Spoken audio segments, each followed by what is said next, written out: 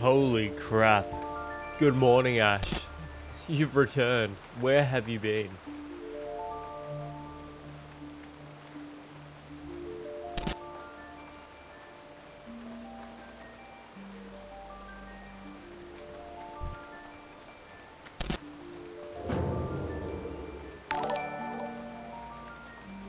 Thank you for the follow, vegan.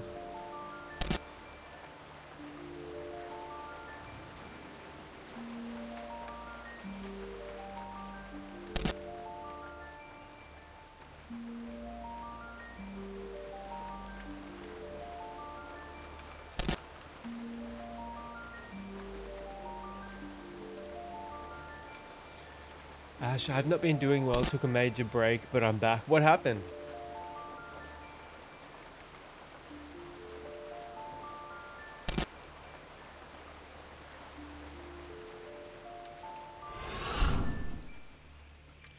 There's a... Right now, there is a an undead priest outside of Stormwind.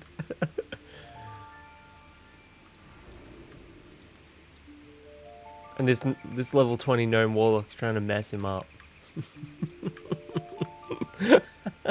Look at this. Look at this guy.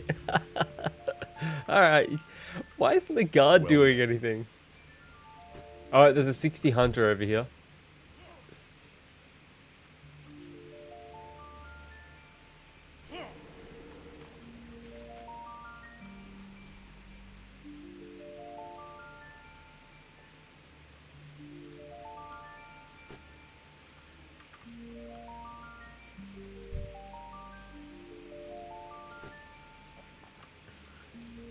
Ash, I was feeling really depressed lately. I still kinda am, but I'm back and I'm here. What happened? Did that hunter die already?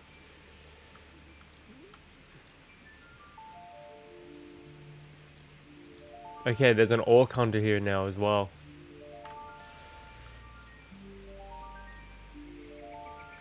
Thank you, Moon. Really appreciate it. Look at them go. Look at this. Thankfully, I'm heading over to Westfall, so I don't have to deal with this shit. What am I gonna say in the world chat? Horde outside, level 60 horde outside of Stormwind.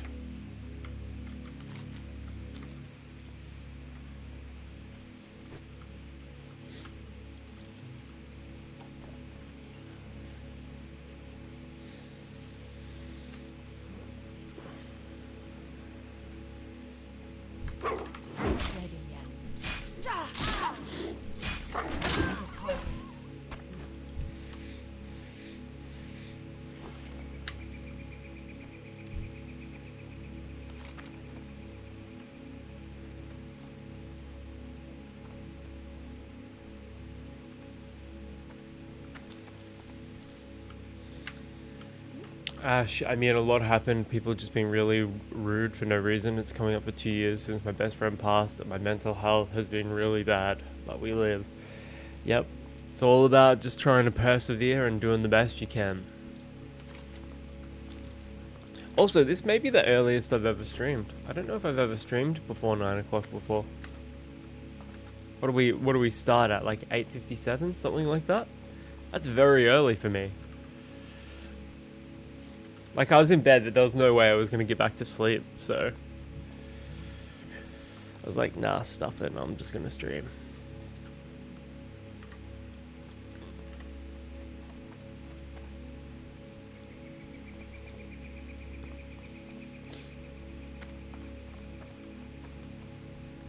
So you're back for good now, Ash? You're not thinking of leaving again anytime soon?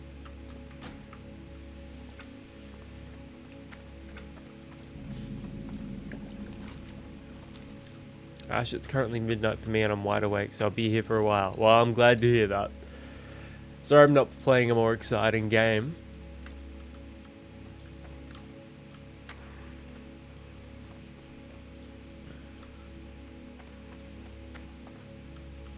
I should probably put it up in the Discord as well. Yeah, you're here, and that's the main thing.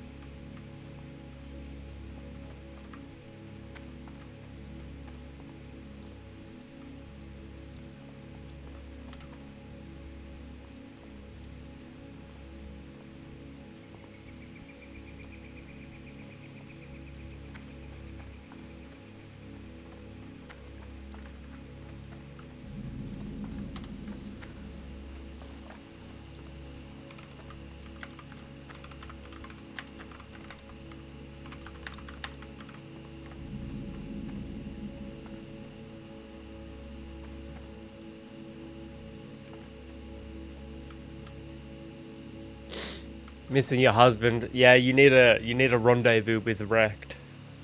You need something? Good day to you. See you around. Have a good one. The old rendezvous with Wrecked. It's been too long.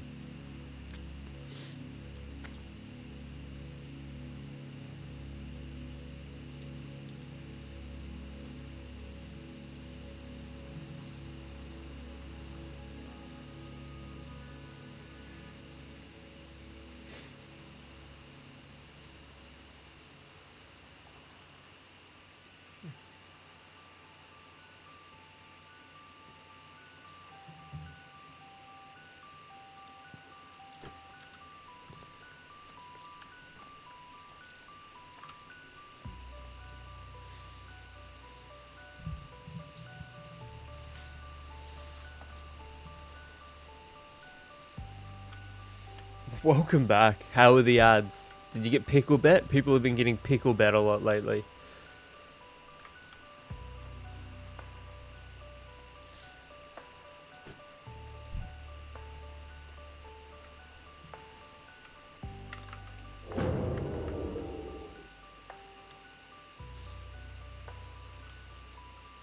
Oh, not today.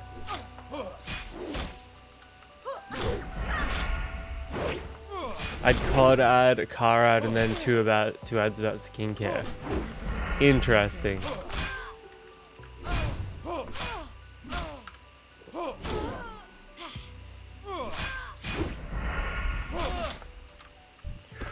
I don't know, Chad. This is not looking good.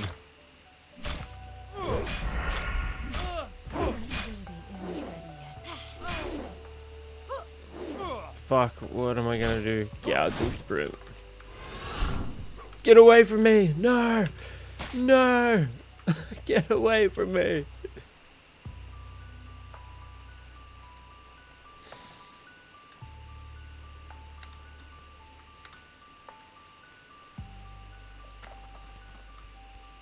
No! Oh my lord. Oh, buddy.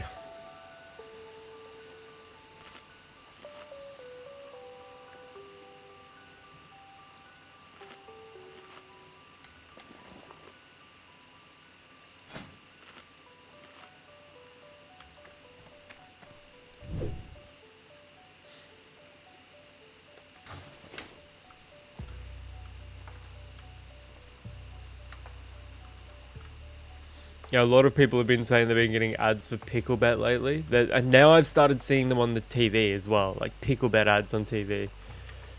It's all these people dancing in like a ballroom or something. It's very annoying. Very loud. It's an insanely loud ad.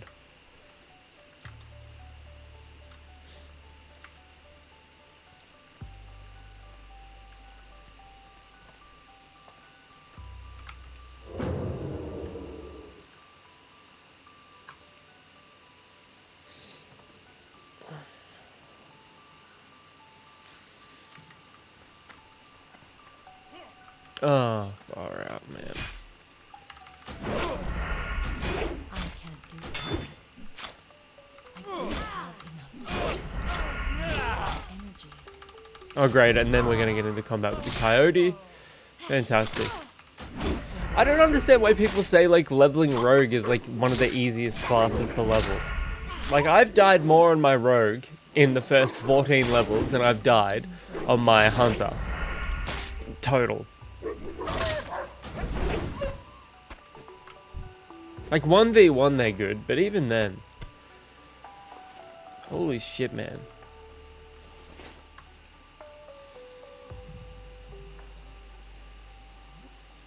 It's probably just one of those things where it's like what you know.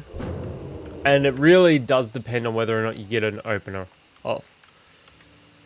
Yeah, let me rob you, fucking dopey son of a bitch.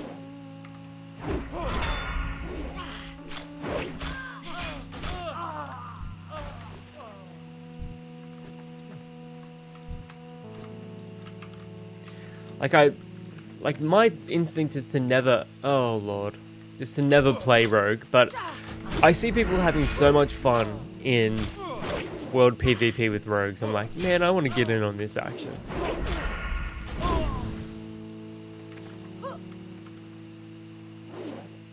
Yeah, just stay there, buddy. I need to get closer. I'm out of range. Oh my god.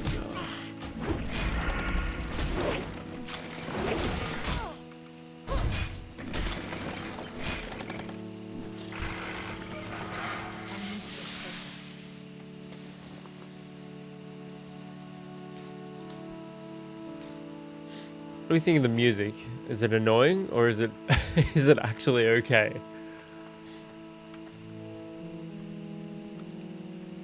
Oh my god.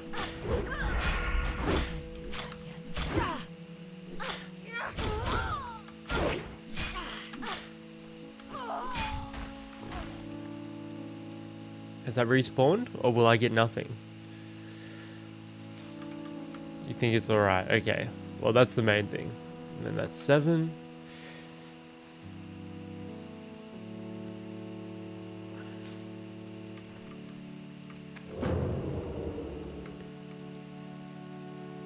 I'm looking at handfuls of oats right here.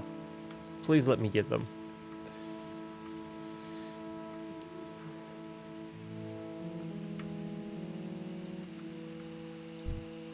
Okay, there's one over there. Nice. I don't think Garrot's gonna work on this guy. Because I don't know if they bleed.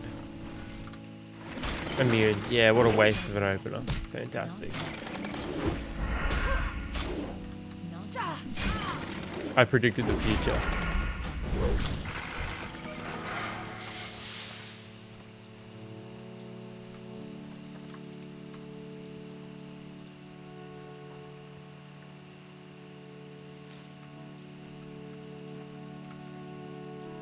And this should level me.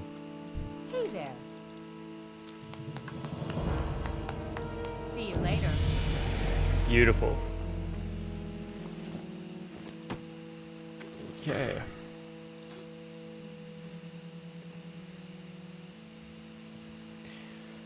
Alright, next tier. Let's go elusiveness. Reduces the cooldown of your vanish and blind abilities. Serrated blades causes your attacks to ignore 1.67 of your target's armor per level and increases the damage dealt by rupture and garrote abilities by 10%. Improved ambush. Well, I don't have ambush yet, so...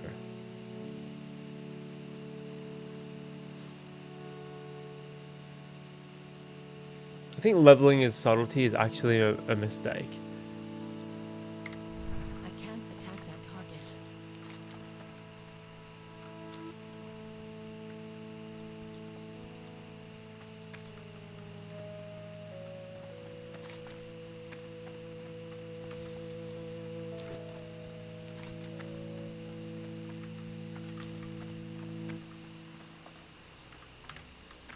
This playlist on YouTube is called fucking Halloween in the 90s, Calm Vaporwave, Spooky Ambient Journey. I don't think it's that spooky though.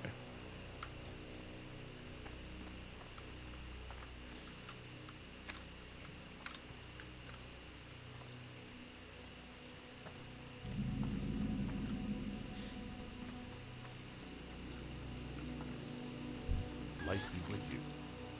For the Alliance. Need help?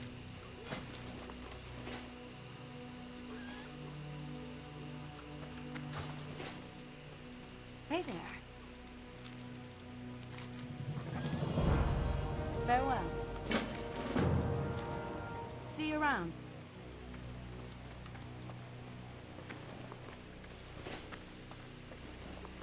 Okay. Look at that map just fill up with absolute garbage. Nice.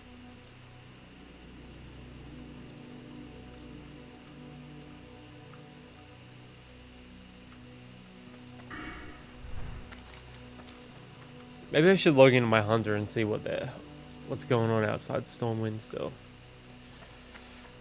Only level 45 though, but I reckon I can still do a bit of damage.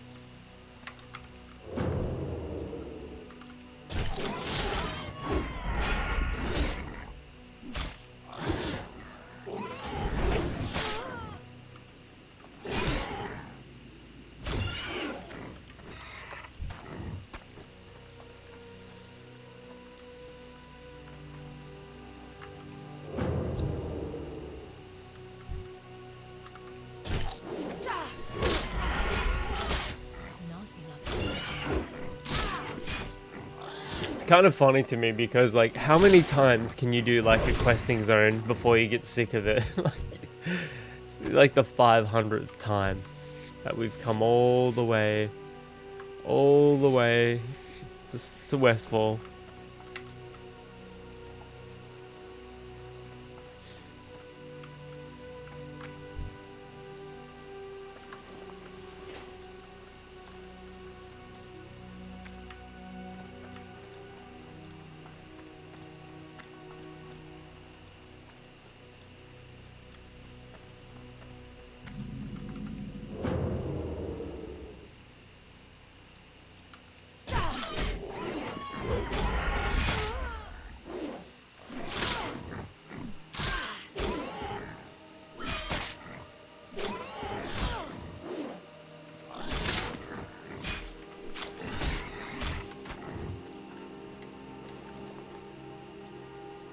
Okay, off to a good start. Boar ribs, put those up there. Boar meat, put that up there. Nice.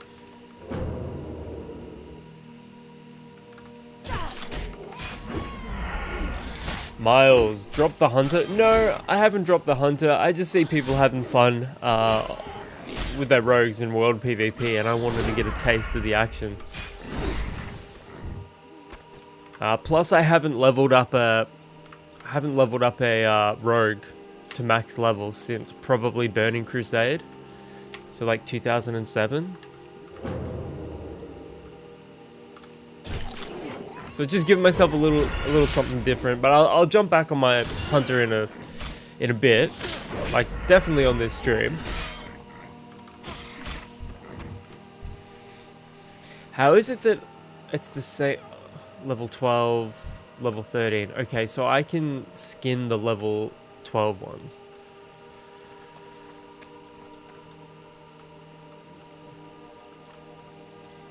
Okay, come over here, Coyote. Yes, yes, yes. Sucks because I don't get an opener now, but oh well.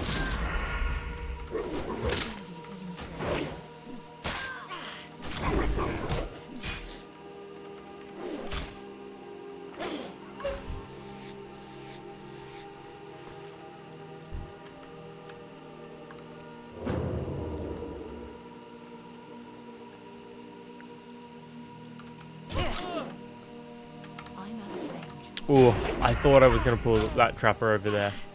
No, no, no. You go over. You stay over there, buddy. You stay right over there.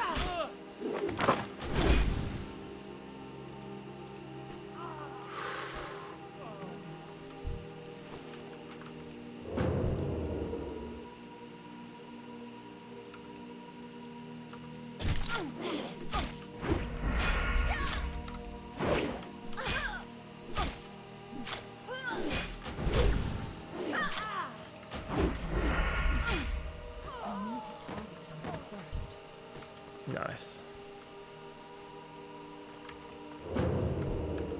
Now this is gonna be a little trickier. Glad you stayed with the Alliance. I am not creating no horde.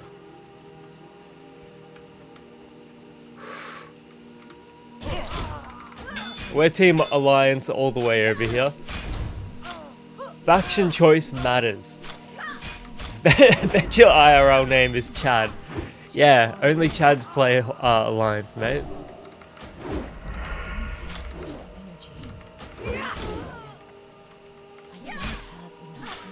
Ooh.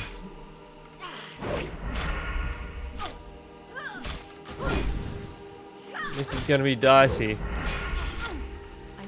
Holy.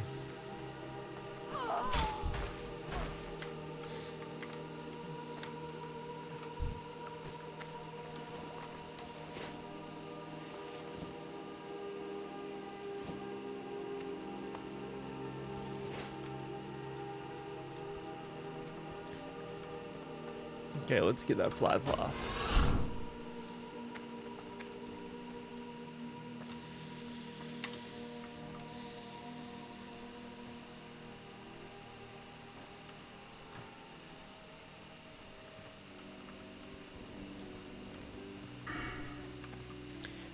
I'm leveling as sub, and it's rough so far.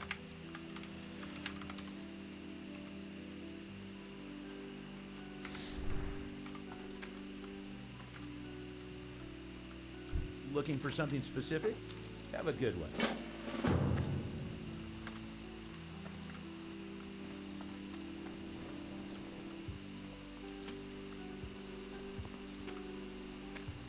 King's honor, friend. Now, I need that. I need that cloak. Be careful.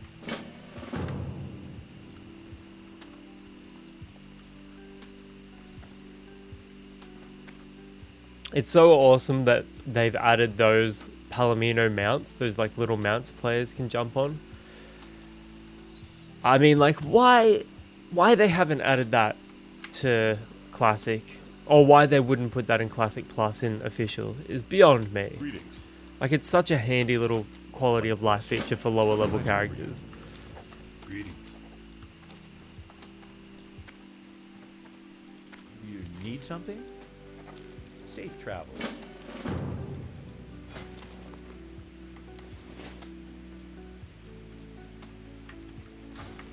I may actually respec. Opportunity into precision, maybe?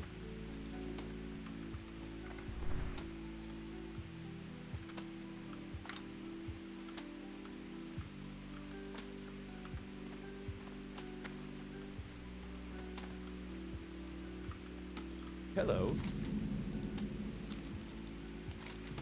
See you later. What can I do for you? Okay, let's go to Stormwind. I wouldn't be surprised if the Horde were actually in the we're in the flight, like near the Flight Master again. Because for anybody that missed the start of the stream, we logged in and there was level 60 Horde outside of Stormwind.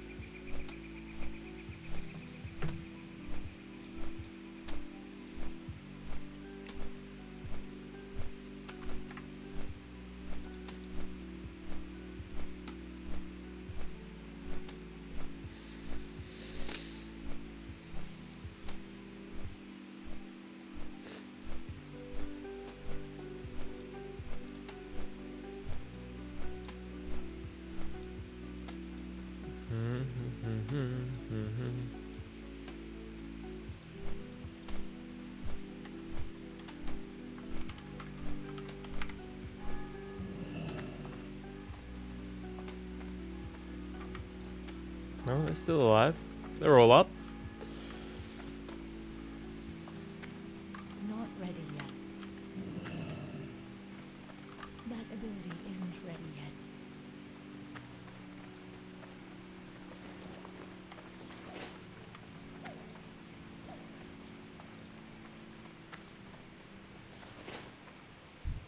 Interesting. I can't carry any more of those.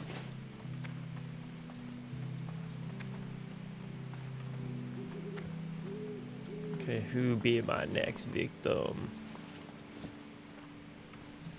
It's still recharging. It's not ready yet. It's still recharging.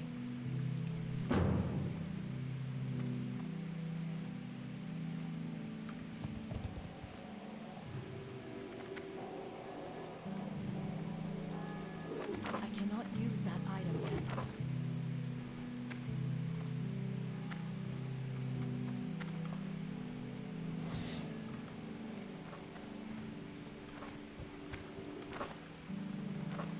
It's not ready yet. It's not ready yet. It's not ready yet.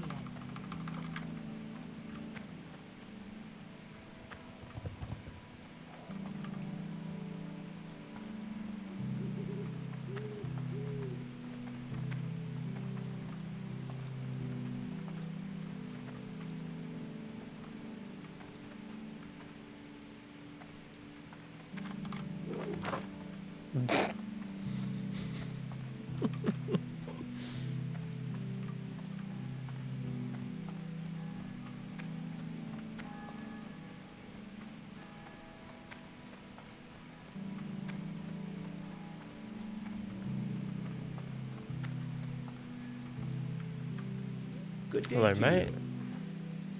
Safe I'll travel. do your little quest for you. Where is he? Is he coming out?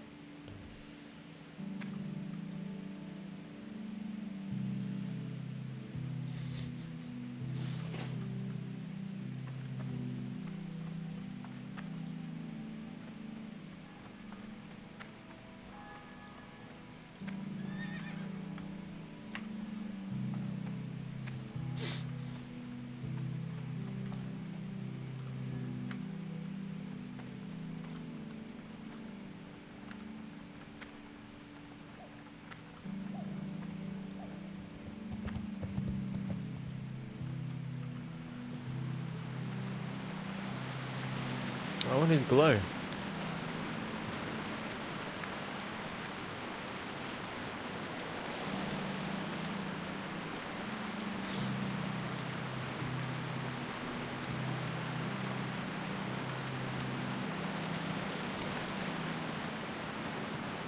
Quick, we've got to get to the tent. We're gonna get wet.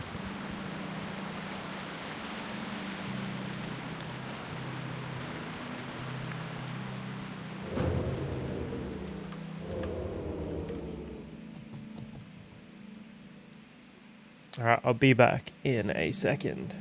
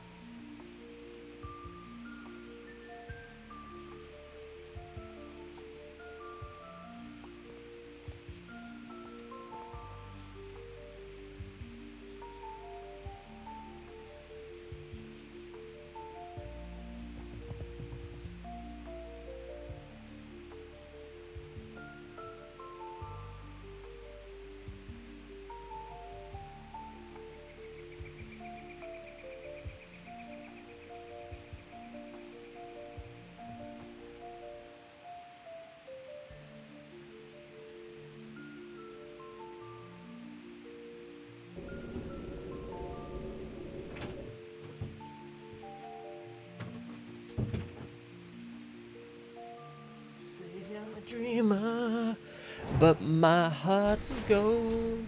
I had to run away high, so I wouldn't come home. No. Just when things went right, doesn't mean they were always wrong. Just take one and another left in your heart. What a tune.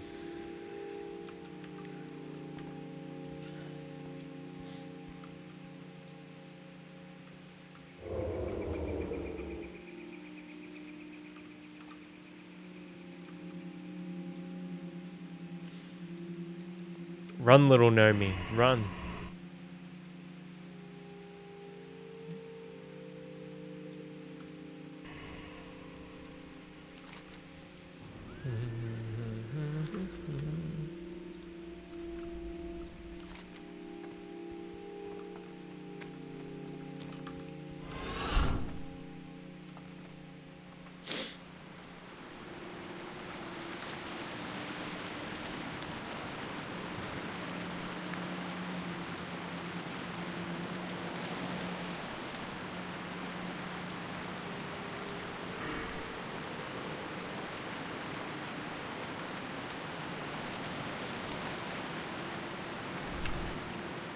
I'll tell you what I forgot to do in fucking Darnassus. I forgot to go to the weapons trainer.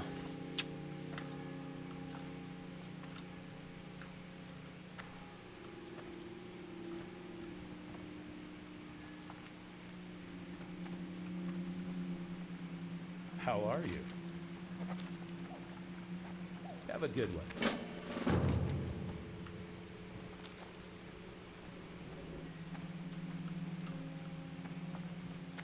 Greetings. Yeah, I don't really give a shit about swords, one-handed. I mean, crossbows.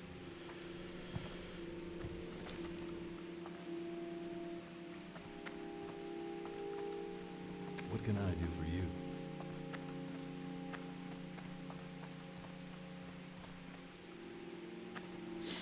Good morning, Evil. What's going on, mate?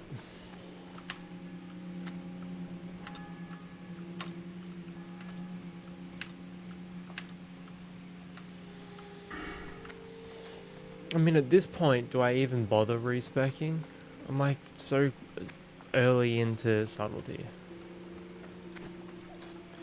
See, remorseless attacks and malice, just, they have so much appeal to them early on. How are you? Safe travels. See you around.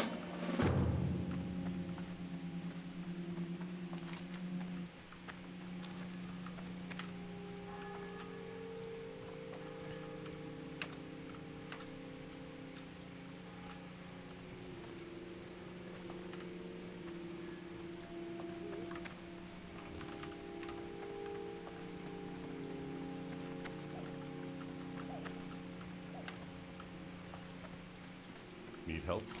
Well met. Light blessing.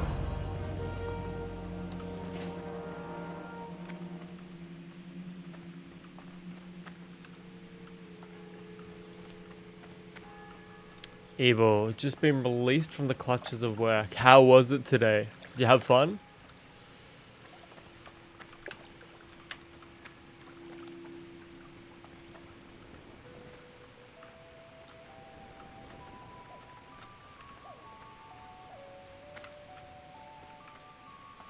Duncan's Textiles.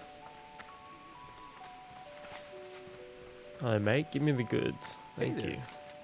Oh, for See you fuck's later. sake. What do you mean?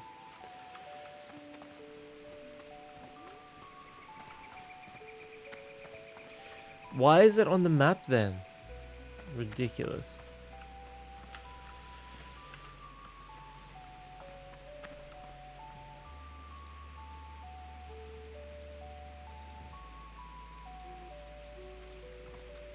No volleyball today, just forecasting.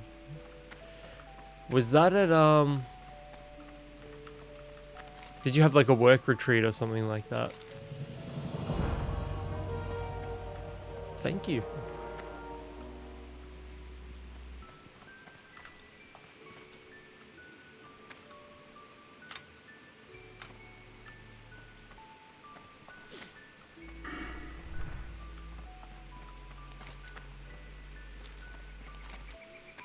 I've got to go back to the harbour.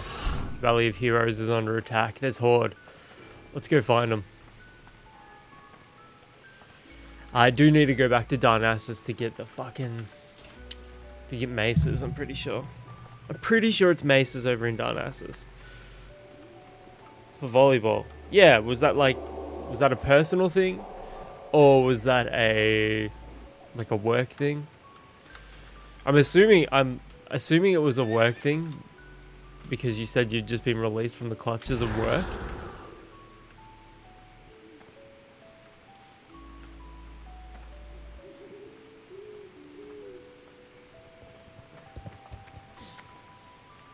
It's a charity thing.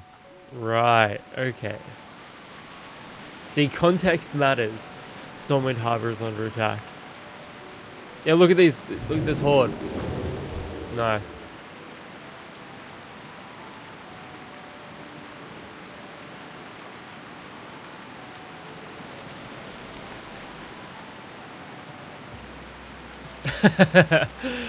What are they doing?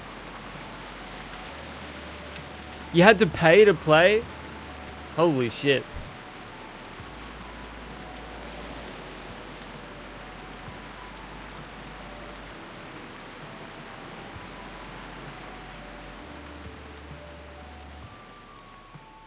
Where are the horde?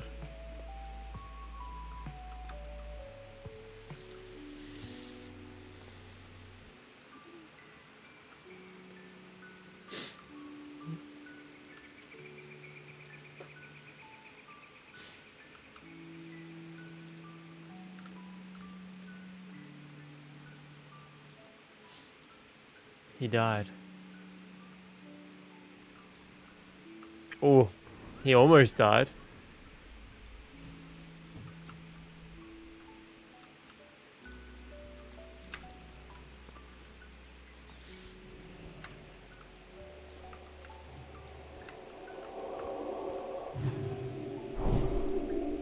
I love it how they're just like out here attacking the 10 city, or maybe they weren't. Like, I know they were attacking the 60s. You never see Alliance going over to fucking Orgrimmar because it's a miserable shithole over there. It's a bundle of sticks in clay and stone. Look at this majestic place. No wonder why it gets raided by the orcs.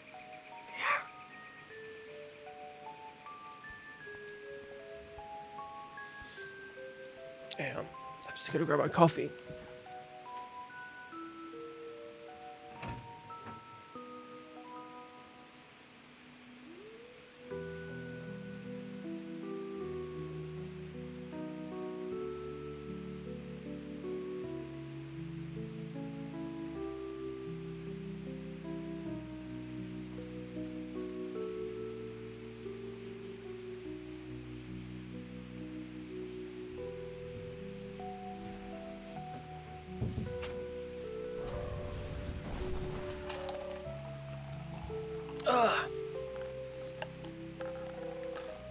Okay, there's some action going on over here. Orc Hunter. Will he come over here and attack us? Fuck it.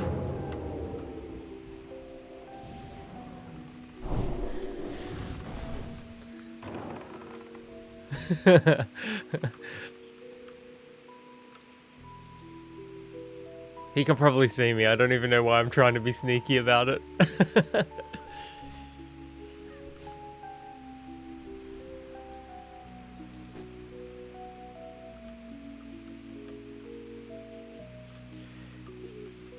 Yeah, so I don't think they're actively attacking anybody under the tents.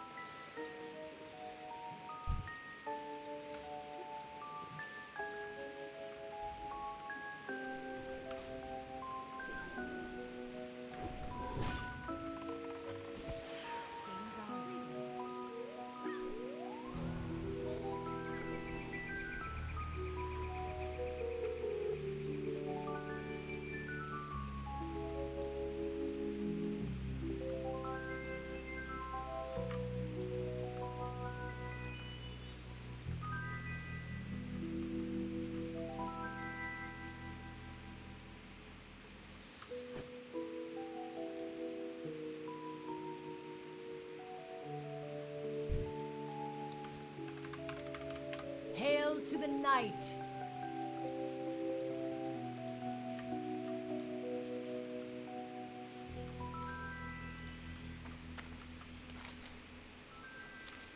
Alright, we're heading back to Westfall.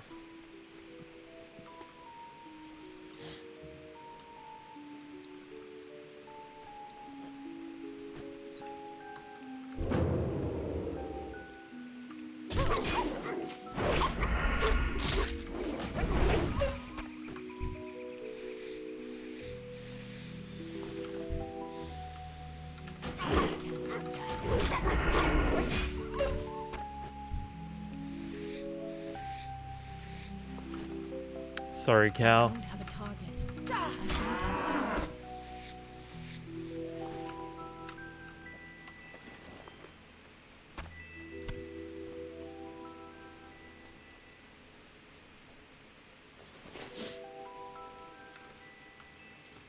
I found out we have Edgar Allan Poe speakeasy coming, debating on going. Why wouldn't you go? You should definitely go.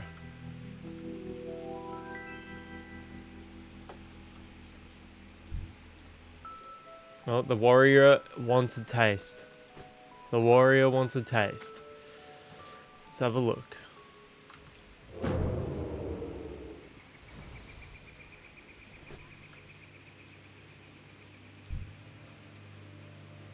Whoa, the fucking warrior died really quickly. Paladin is dead as well. What is going on? This priest and hunter combo is ruthless.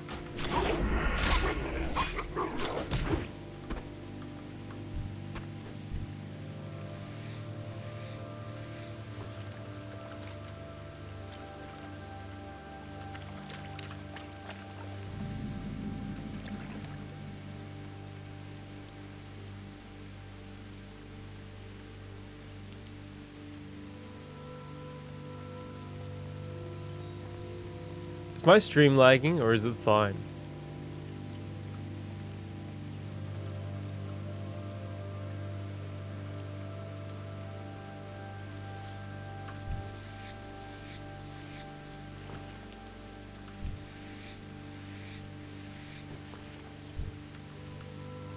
It's a town away. This server is on Telebim. I only really play the PvP servers for these things. It's the real WoW experience, you know what I mean? Has anybody checked out the midnight videos that have been posted in the last 24 hours or so?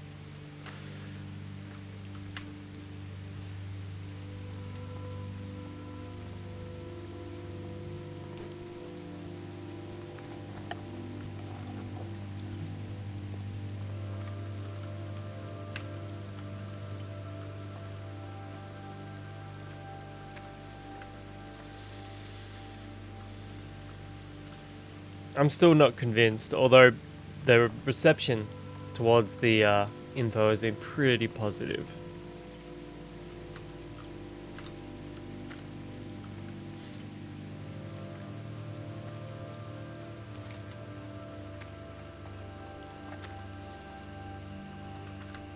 Yeah, Midnight is asked. Blizzard is just focusing on building houses. Yeah, they're like, they're doing whatever they can to claw back whatever bit of positive public attention they can.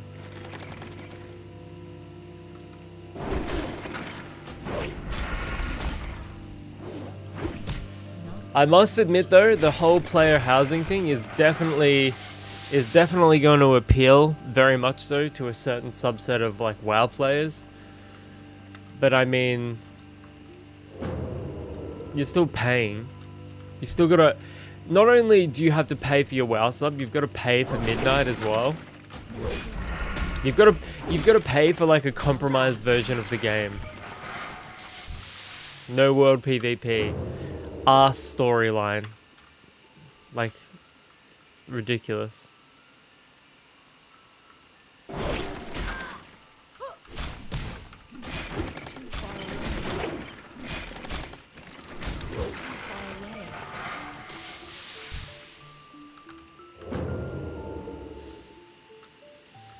Better off playing The Sims. Yeah, if you want housing, play Sims.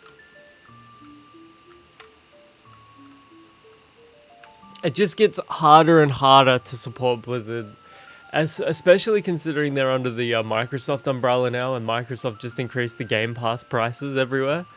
So it's like, why would you even support those cunts? Oh, I need the bandanas now? Okay.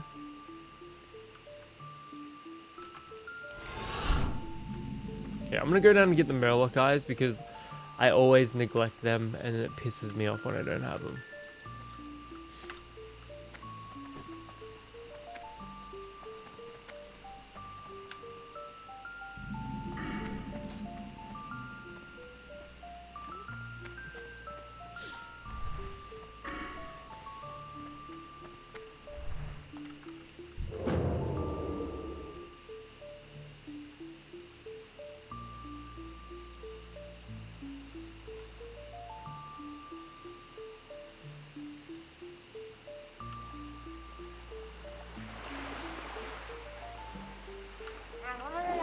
Oh, what?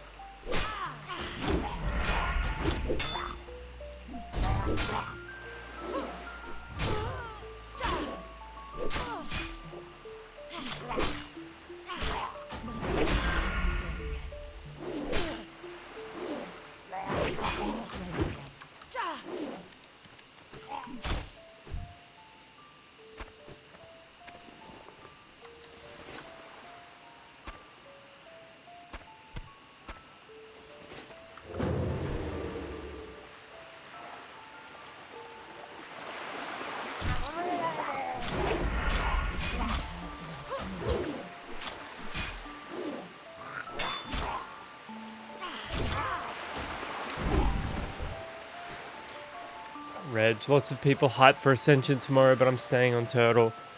Yeah, I think Ascension, even just having like a free experience, is just worlds better than Blizzard. You know, the sad thing about Blizzard is that they only have like started turning around on Midnight because they've had such a negative response to the experience, or the expansion rather. So they stand to lose a lot of money, so they're like, fuck, what can we do? What can we do? They go on in a meltdown over losing money.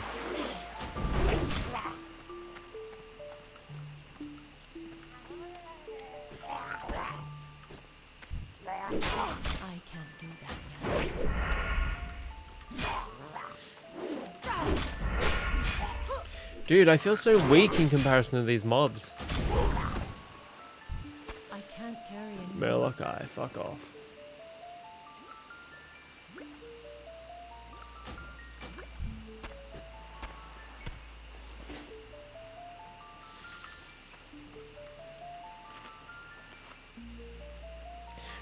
Yeah, man, headbanging the wall type shit. It's fucking ridiculous. Like, I'm at a point now, like, I can't believe I spent so long just, like, making excuses for them.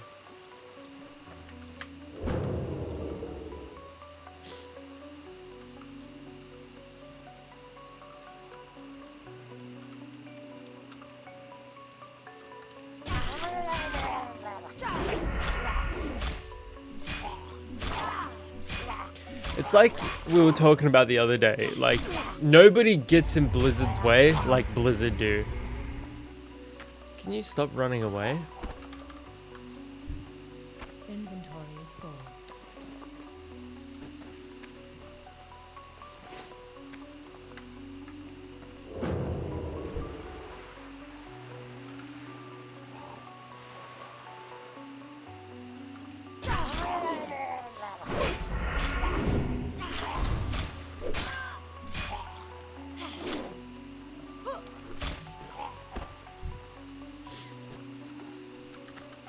Still need a Murloc eye.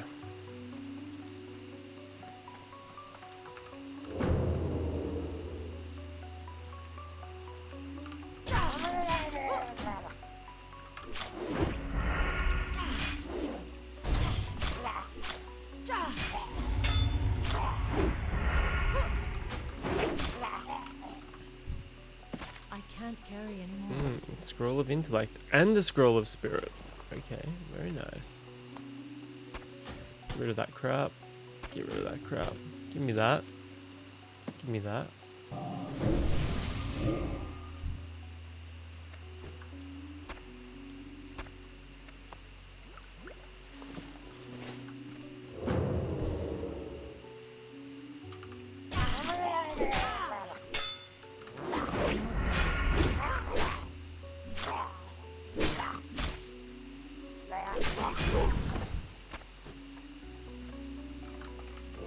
Hang on, I know what I'm gonna do. Alright, let's go. World of Warcraft.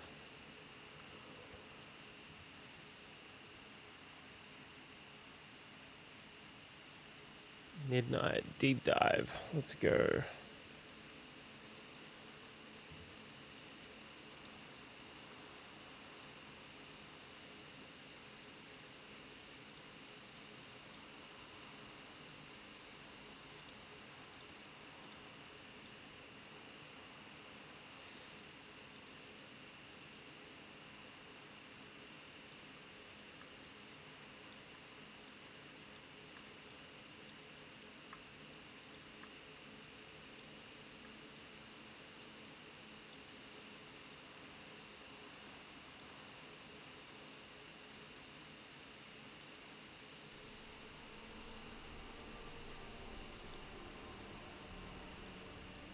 What's up, everybody? Here at the end of The War Within, the first dramatic chapter of the World Soul Saga, we've seen the adventure take us into the depths of the world, and even to worlds cast out into the great dark beyond. We've seen our villain Xalatath running around and amassing untold power. We've seen her siphon the energies of Dalaran, and even those of the black blood beneath Ajkahet. And recently, Xalatath assumed the power of the last Void Lord, Demensius. So the question remains, what will she do with all that power? And what are her intentions relative to our precious World Soul? So now, as midnight descends, and the second, darker chapter of our trilogy begins, Xalatath has returned to Azeroth, leading an army known as the Devouring Host, intent on snuffing out the light of the Sunwell and plunging the world into darkness. You, the heroes of Azeroth, will be set on a collision course with Xalatath to save not only Azeroth itself, but everything that is.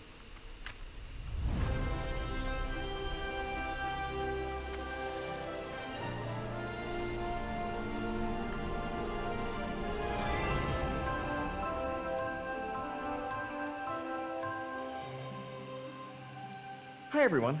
As we kick off our Midnight Alpha, we'd like to give you all a deep dive Hey, into what's everyone. in store. We want to recap everything we've shared so far, along with some brand new details. Today we're going to talk about the story of Midnight, as well as the zones, dungeons, delves, and raids that await if you want to save our world from Xalatath. We're also going to talk about some big new features coming in Midnight, like Prey and the Devourer Demon Hunter specialization.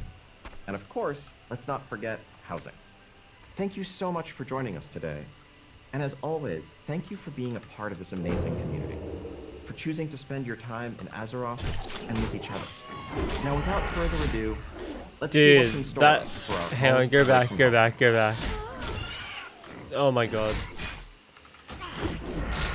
Shut up, boar. Hurry up and die. There we go. Okay. Listen to what he says. This is exactly, hang on. This is exactly why people have given up on WoW. Let me just show you. Listen to what he says. Without further ado, let's see what's in store for our home away from home. for joining us today. And as always, thank you for being a part of this amazing community, for choosing to spend your time in Azeroth and with each other. Now, And with each other. Please play our game. Please, thank you so much. Please play our game. Let's go and let's have the biggest circle jerk in MMO history. Please play our game. Thank you, each other. Thank you, everyone. Thank you to each other. Blessings, blessings to you. This is exactly why people fucking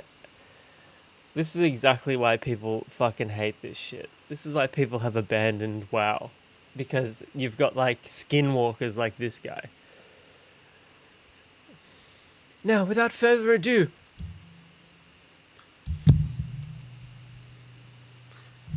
milady? He needs a fucking like trilby, like milady. What? Okay, here's how you improve Moonberry. I don't know what I'm watching you do right now. This is how you improve World of Warcraft. You take the entire team, except Chris Menson, get rid of them. They're without a job. You've gotten rid of them. They can go work on their own piece of shit MMO. Now here's what you do. You take a bunch, let's just say 200 gym bros that know how to code, and you have them make WoW. That's how you fix the game. You just need to ramp up the testosterone a little bit, because look at this guy. Look at this guy. Why are you bowing every 2 seconds? Because I'm this guy. Look at him. a part of this amazing He's got soulless eyes. hunter specialization. And of course, let's not forget housing. Thank you so much for joining us today. Thank you. And as always, Thank you for being a part of this amazing community. For choosing to spend your time in Azeroth. Thank and you with so each other. much. Now, without further ado, let's see what's in store for our home away from home. After all, it's nearly midnight. What you need is a bunch of people that are like, fuck the Horde! And then you need like, fuck the Alliance! What you need, I'll tell you what you need. So, George Corp... Yeah, exactly. George Corpse Grinder Fisher, he plays Horde. And so what you need, I said that like 3 times in the last 15 seconds, is... You've got Cannibal Corpse for the Horde, and then you find some like rad death metal band for the Alliance, and you have 2 like cutscenes, and it's like one of like the Horde preparing for battle with Cannibal Corpse over the top of it, and then you've got one cutscene with the Alliance getting ready for battle, and you've got like some other like amazing death metal band over the top of that, like Cryptopsy or something like that. I don't know, pick fucking Suffocation, something like that. Find some like death metal guy that plays the Alliance, and then have him. And then the rest of the cutscene after like the cutting of the two factions is there's this massive war, and it's like we killed Deathwing, we fucking destroyed the jailer, we took Arthas's soul and ripped it from his body, and now the only battle left is ourselves. And then it's just like hardcore fucking warfare, just people getting their like heads caved in and stuff. Mwah! That's how you do it. And it's like, this is Warcraft. And then the whole expansion is just like this brutal war, and it's like and it can be built around like encroaching on each other's territory, and like the main hub of the expansion is faction controlled, and if your faction gets it, you get it for like a day or whatever, and the other side cannot really progress that specific area, and it's all about like this insane world PvP. But the people that play WoW would hate that, because it's like, oh, it needs more mounts. Oh, there's not enough pet rabbits. Fuck them. Storm rages in the sky. Fucking little A girls. surging vortex of shadow and chaos. Xalatath. Tell me that isn't a way better WoW expansion. That's what they could be doing. Has returned. Wielding the dark heart, she carves a path of destruction through once tranquil lands. her all-consuming goal, devour the heavens, blot out all light, and bring about her midnight. It is in the shadow of this swirling storm that the defenders of Azeroth must rally once more. For I am pretty sure little girls handle it better than freaks. Aren't you like 7 foot tall? Respectfully. peace, for the light, for the good. This is not a battle. It is a reckoning. At the Sunwell, that eternal bastion of light and hope, Lady Liadrin and Lord Themartheron Try me. lead the blood elves as they prepare to make their final stand. Because across all worlds and all stories, one thing never changes. Home is worth fighting for. How generic. Welcome to World of Warcraft Midnight. Your Okay. story begins on the Isle of Quel'Danas. Let's In the do immediate it. aftermath of Xal'atath's invasion, the Sunwell surges with light, calling out to all heroes of Azeroth for aid, while the vile creatures of the Void wage a relentless assault in the hopes of extinguishing it once and for all. Flying monstrosities attack from darkened skies, and malign foes manifest without warning to wreak havoc across the plateau.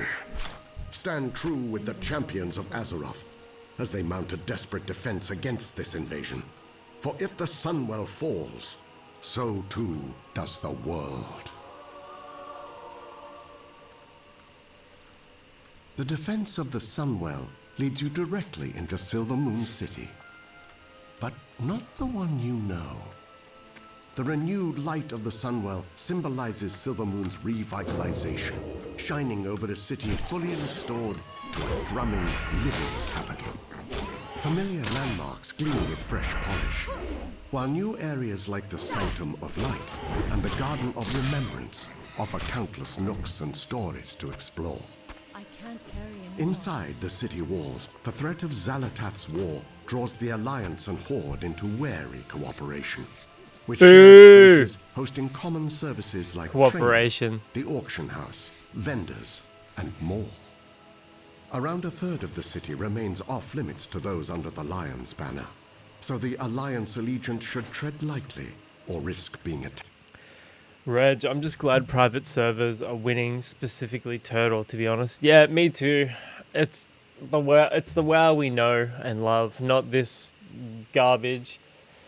You know, like, I still have half a mind of, like, I still get that instinct, you know what I mean, of, like, resubbing and then buying Midnight and just, like, playing it to max level and comparing it to Turtle, because I don't even... But that's how I know, like, they still have me in some small way, you know what I mean? They still have you. They still have that little tendril, that tiny little thread to your brain. Attacked on sight. Outside the city walls, however, is where your role in the fight against the Void really begins to take shape. The strength of the Sunwell infuses Eversong Woods with restorative energy, healing much of the damage of wars past and filling the zone with new growth and new life. All of what you remember of this lush, thriving forest is here. But Eversong is also a reimagined landscape of increased scale and greater beauty. Most noticeably, the Ghostlands and Eversong Woods are now joined into one large zone, which is itself joined to the Eastern Kingdom. Eversong's flourishing fluorescence is not without complication. Though the Sunwell's light is a boon to the environment, its surging power causes pockets of light bloom, small groves of light-enriched growth, to experience surges of their own. The light bloom's rampant propagation, if left unchecked, threatens to smother all life under an overgrown tangle. Your adventures through Eversong will have you investigating the light bloom, dealing with the aftermath of a Hawkstrider chick gone wild, helping a suspicious apothecary with questionable motives, untangling the secrets of two feuding nobles, and even getting caught up in a sinister murder plot, alongside Magister Umbric as he works to crack the secrets of the Void. It is up to you how your story progresses beyond Eversong Woods. Oh, is it? With 3 available paths you can tackle in any order. Brave the ancient troll kingdom of Zulaman. Investigate the gnarled hidden roots of Harandar. Or accompany Arator on his journey to better understand the light, the void, and himself. Zulaman finds the Armani Troll Empire at one of its lowest points. The homeland of warlord Zuljin, Zulaman was once a place where Loa bestowed to the Armani their godly strength, and were devoutly revered in kind. The temples still stand, weathered but proud. I always like the green The trolls. eagle, the lynx, the dragonhawk, and the bear. Ascend wind-swept sky-scraping peaks, explore ruins shrouded in fog, traverse stormy wilds teeming with vicious beasts, and accompany Zuljara, granddaughter of Zuljin, and the pragmatic pillar of strength now leading the Armani. Of as course, she it's seeks a means female to troll. save her people from void-aligned cultists and the monsters they revere. The Armani are invaluable allies in the defense against Xalatath's invading force. If you help them fight for their home, they will help you fight for yours. At the confluence of the world tree's roots lies an impossible Fuck. primordial jungle known as Harandar. It is here that Azeroth's entire history wraps, twists, and braves, a literal entanglement of all that has been and all that will be. Harandar is a land of magical, powerful growth. Fungal towers, glowing moss bridges, and entire villages sprout from Harandar's wild, organic fabrics. The pulsing heart of this knotted tangle is the cradle, once the domain of a nascent goddess, long vanished, and now the home of the Haranir, who have for generations lived secretly under its soothing light. The reclusive Haranir are a proud and insular people. They have long avoided interfering in matters of the world above, but Xalatath's destructive Conveniently. ambition does not stop at the surface, and the Haranir can no longer afford the luxury of neutrality. There is another way you can help with the defense of Azeroth against Xalatath's cruel machination. I love it how, like, Blizzard will only add races and stuff like now that people can write stupid fucking fan fictions over.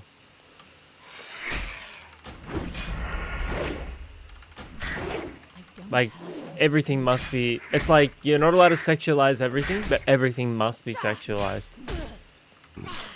Accompany Erator, son of Terralion and Averia Windrunner, on a continent-spanning journey in the hopes of bolstering the Sunwell and strengthening the vanguard of the light. This story-driven adventure finds you traveling with Erator as he searches for sacred relics and attempts to peel back the mysteries of the void, all while grappling with his own relationships to his family and the light. Erator's mission brings new experiences to familiar locations. Defend Light's Hope Chapel from an attack by Scourge forces.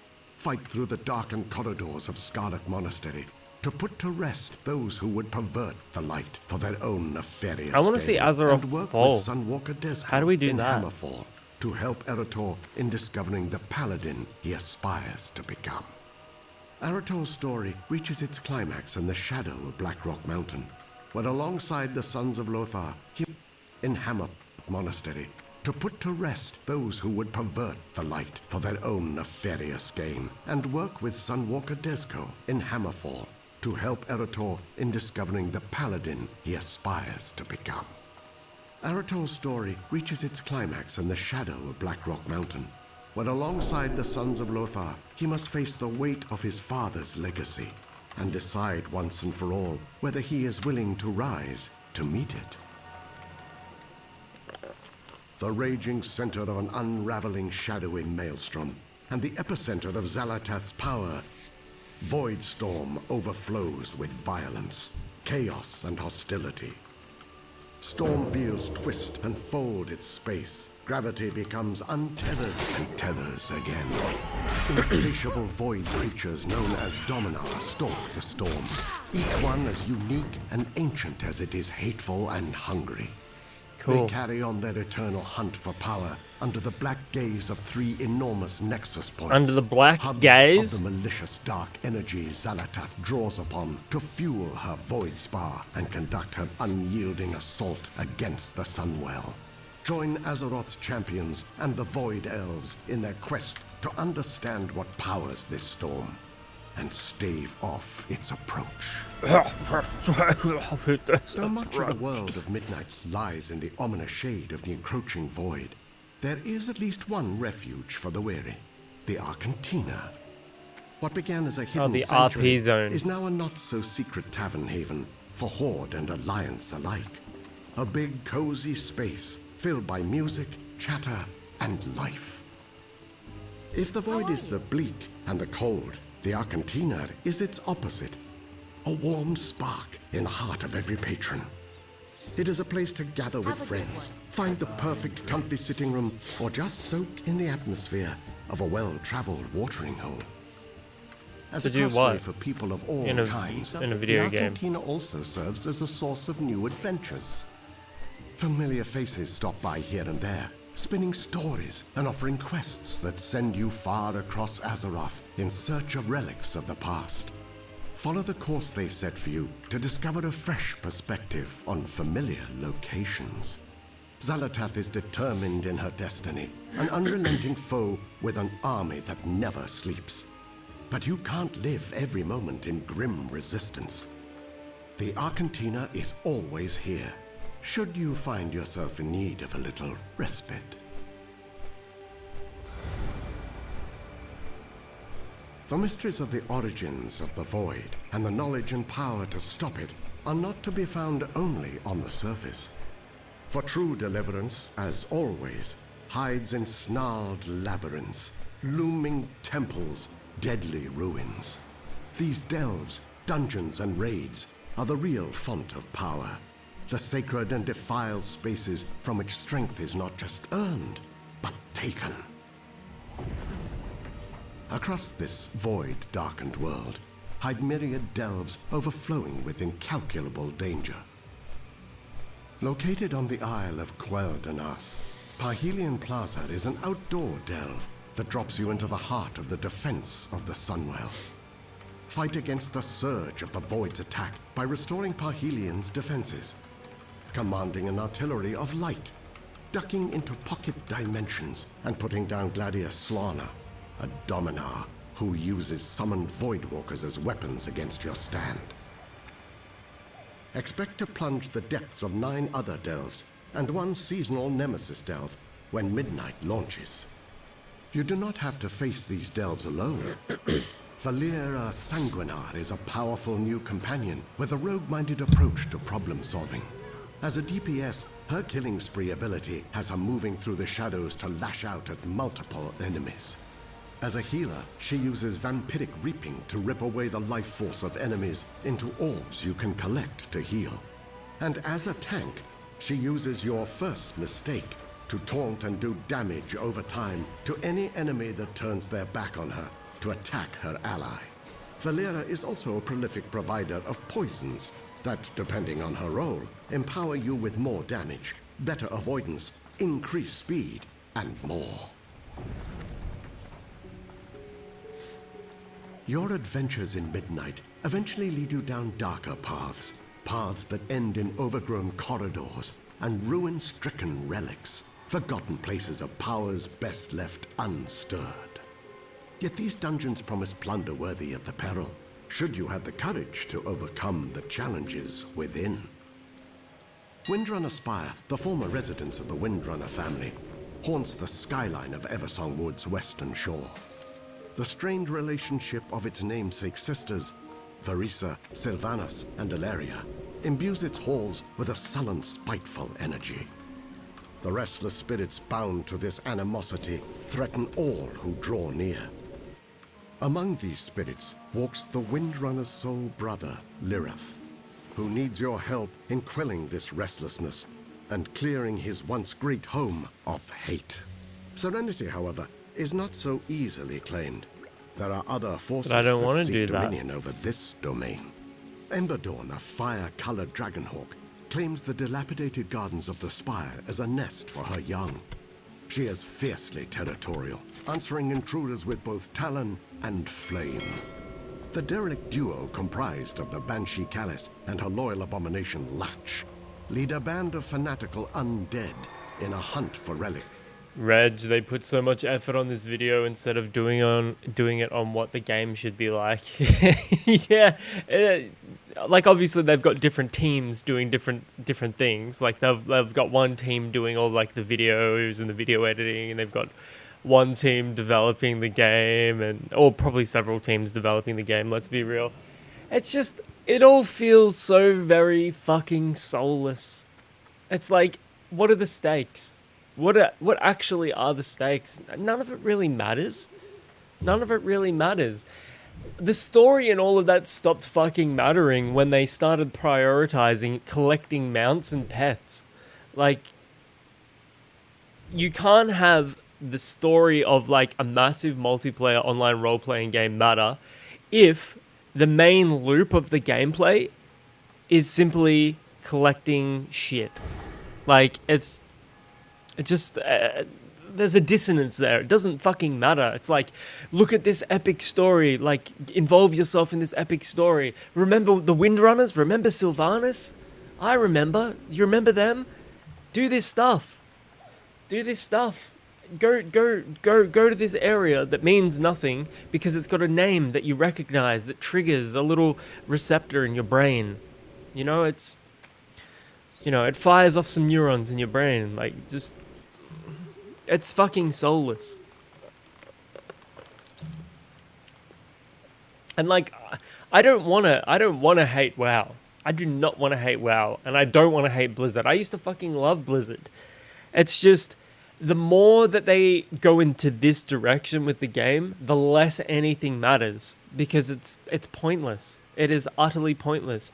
They're not. Let's put it this way: the reason why players still care about why people still care about Illidan, like in the Burning Crusade, and Arthas in Wrath of the Lich King, and fucking Deathwing even in Cataclysm, it's because these are iconic characters. They are iconic characters that people have attached themselves to through many years of exposure. None of these new characters in the WoW stories, the Warcraft stories, actually mean anything. It's because they haven't built them up properly. They don't actually prioritize in telling engaging stories now. It's like Blizzard go down these checklists. It's like, okay, we've got 2 male characters, 3 female characters, and then we've got a couple that are unidentified. I'll make sure that we allude to their sexuality so we appeal to a certain demographic of the player base. We've got to do that. We can't ignore that. And you just extrapolate that, and that's all that they prioritize anymore. Nobody gives a shit about any of these characters because they merely exist in a field of checkboxes. It's like none of these characters actually have flaws anymore. You know what I mean? None of them have flaws. It's no one's perfect, but no one has flaws because it's like everyone's infallible. It's like, oh, I grew up as a woman and I was a paladin and people looked down on me for being a woman and a paladin, and you know what, I'm also gay and I'm also yada yada yada, and it's like nobody fucking cares about any of this. If you're a cool character, you're a cool character. It doesn't matter what your sexuality or anything is. Like, it's superfluous. All that shit is superfluous to your character, and the mindless representation only serves to trivialize and invalidate what you're trying to do with the character. That's all it is, man. It's like, create cool characters. Like, there's a reason why all of like the most iconic characters in history are like badass, rugged men. It's because most people that play games now are still men, and they want to play characters like that. It's like you're appealing to the lowest common denominator when you're creating all of these characters that nobody gives a fuck about endlessly, again and again and again, and it's getting worse. It's like the Horde and the Alliance, they're both, you know, they can't be at war with one another. They're always teaming against somebody else. It's like we touched on this the other day. It's like what's the point of even having factions anymore? There's no point having factions anymore. You can do fucking everything together now. There's no point having factions.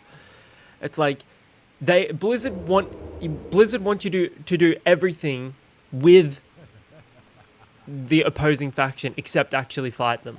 It's like they've put so much like de-emphasis on arena, and now not arena. They've put so much less of an emphasis on the player versus player aspect. It's like arena isn't even like bloodthirsty anymore. Arena nowadays is like, oh, these are our champions. These are the champions of the Horde and the Alliance. Let's pit them against one another in a test of skill. And it should be like, you are Horde, you are Alliance, you are like diametrically opposed to one another. You want to see one another dead. You cannot coexist. Fucking destroy one another. That's what it was like in Burning Crusade, man. That's what it was like when you would have like that one fucking turbo virgin rogue camping the like leveling areas, and it just pissed you off so much, and that incentivized you to want to level up even faster, to level up harder, to get geared so you can go back to that area and fucking stomp him. That's what it's all about. WoW does not have any of that anymore. It's fucking bullshit. Tied to Sylvanas. They meet outside interference with a mix of shadowy magic and brute strength. Commander Krolok, a merciless orc who oversaw countless conquests during the Second War that took Lirath Windrunner's life, stalks the Spire with an insatiable bloodlust. Since being slain in vengeance, thank you by for the Valen, follow, Krolok Baked. knows only torment and the desire to pass it on. The restless heart, a concentrated whirlwind of grief and suffering, born from the conflict of the wind. Just playing some WoW and watching playing some Turtle WoW and watching the World of Warcraft Midnight Deep Dive. Runner sisters And envelops complaining all who about it. remain in turbulent turmoil. This swirling spectre takes the form of a ranger, combining the power of the wind with volleys of arrows to cut down the uninvited. Windrunner Spire was, at one point, a living embodiment of family and of legacy. With the help of Lirath and your allies, you can make it so once more. 7 more dungeons await you in Midnight, each one crawling with the Cutthroat and the Craven. Magister's Terrace and Murder Row in Eversong Woods. The Den of Nalorak. Nice. and I Lysara started a Caverns hunter in just Zul'Aman. now. Are you Horde or Alliance? What server did you start on? Blinding Veil in Harandar. And the Voidscar Arena and Nexus Point Zenith in Voidstorm. The most tyrannical antagonists of Azeroth work their dark deeds from within Midnight's 3 new raids. The Void Spire, where 6 bosses hold court over the heart of the Void, and muster against the amassing vanguard of the Light as it readies to storm the walls of Xalatath's stronghold. The Dream Rift, where you must join in the hunt for an undreamt god that never should have been, and put down half-birthed abominations that lash out against existence itself. And the march on Quell Danas, an encounter still shrouded by the fog of war beyond the known presence of Beloren, the void-corrupted phoenix who stakes a ceaseless watch over the entrance to the chambers beyond. The void threatens to end all of Azeroth, to rend the world in the squall of a black tempest. But the extraordinary power it carries does provide opportunities The to Nightmare. those heroes willing to embrace it. Devoured demon hunters bend the void to their will, ripping void fragments from their enemies and using them as the power source for cataclysmic spells. See you around. They are mid-range damage dealers, armed with a summonable void scythe, darting in and out of the fray as they dance on the line between control and chaos. Voidblade and Hungering Slash work in concert, dash into melee range to deliver a series of crushing void scythe attacks, then use Vengeful Retreat to escape the enemy's reprisal. You can also start this combo off with a Void-charged The Hunt. Metamorphosis transforms you into a familiar state of cursed power. The more you feed it, the longer it lasts. Ride the wave of annihilation by tearing apart souls and staying alive. Reap is a sweeping side attack that It's just a lot of words that mean nothing. consumes all of your soul fragments for one massive burst of damage. Use Void Ray to cut through enemies in a straight line and leave them smoldering. Collapsing Star channels the immense energy of a dying star, focusing it into one single destructive blast. The more you cast it during your Void metamorphosis, the stronger it gets. Demon Hunters also find themselves with new disciples in Midnight. Void Elves are sharpening their warglaives and joining the hunt. Newly awakened to the dire threat of Midnight, the Haranir join the fight for the surface as the next playable allied race. Haranir are deeply entwined with the organic world. Theirs is a culture shaped not by cities or by conquest, It's like Avatar. but by the roots, the stones, the quiet pulse of the deepest breath of the world. Their armor, their weapons, their skin, all are infused with the inner light of organic power. Even the mightiest primordial predator in Harandar knows to fear the telltale luminescence of a Haranir's markings in the dense jungle brush. They are primal, ferocious hunters, a force of nature unto themselves, who possess the racial ability to travel along the roots of the world, from Harandar to any world tree, or from anywhere back to Harandar. Haranir are versatile warriors, who can choose from a wide range of paths, including those of the warrior, hunter, rogue, priest, shaman, mage, warlock, monk, and druid. The last of which has all new forms that reflect the Haranir's unique connection to those hidden parts. The bat's cool. I will give you that. The bat does look kind of cool. Of the earth. Prey is a secret opt-in initiative run out of Silvermoon City by Astalor Bloodsworn, a blood elf with what some might call a colorful past. Astalor is after one thing: anguish, a powerful magic siphoned from Azeroth's deadliest threats, and he's offering generous compensation to heroes who are courageous or foolhardy enough to go chase it. Astalor's lair in Murder Row is your base of operations for Prey, the place where you pick your targets, track your progress, and collect your rewards, including cosmetics, mounts, titles, and housing items. The deeper you go, the harder the challenges, and the more you unlock. Prey has 3 difficulties. Normal, which serves as an introduction to the system, along with offering plenty of challenge. Hard, where the ambushes get meaner and the encounters more intense. And Nightmare, which is just about the fastest way to gain intimate knowledge of Midnight's many new and scenic graveyards. Prey can ambush you at any time, whether you're questing, exploring, or minding your own business. Each time you defeat your target, you increase your advantage by tiring them out and buying time to find whatever dark hole they're hiding in. Higher difficulties incorporate torments, personal afflictions that only impact you. Torments cause a wide range of effects, like creating an AoE damage puddle under recently deceased foes, or haunting you with a bloody spirit that deals lethal damage when it catches you. A torment can also manifest in the form of Astalor's impatience, forcing you to make a kill within a specific time limit before Astalor simply extracts his payment from you. Prey targets are all different, and all deadly. Magister Sunbreaker, a disgraced blood elf whose reckless magic is a threat to Silvermoon and everyone near it. High Vindicator Vareem, a zealot who believes the Void can only be defeated by covering the entire world in holy flame, and is ready to put that belief to the test. Executor Canius, a sadistic dominar whose primary hobby is murdering anyone foolish enough to challenge his martial prowess.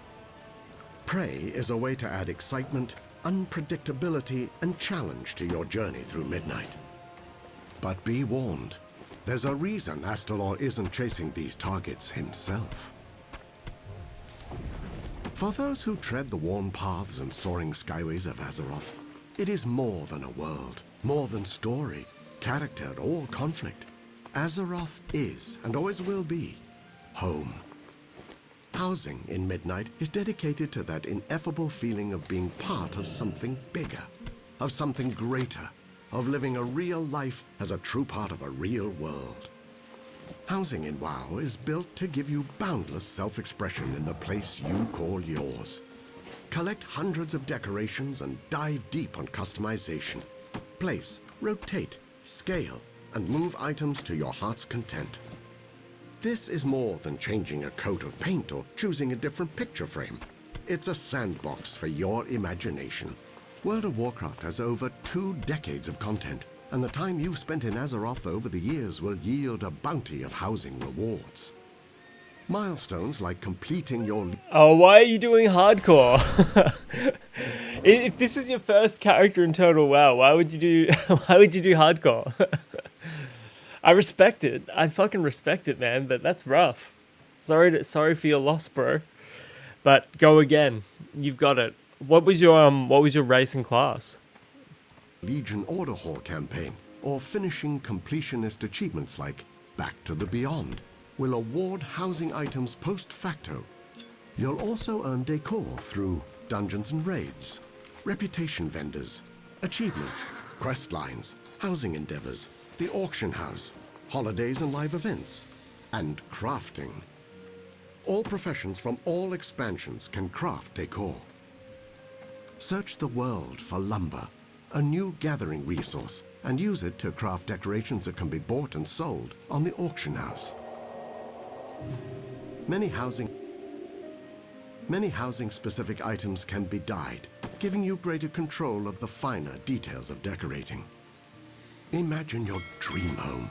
Collect and craft the day. Hunter troll. They kept spawning. I stood my ground. But RIP. Go again, brother. Go again.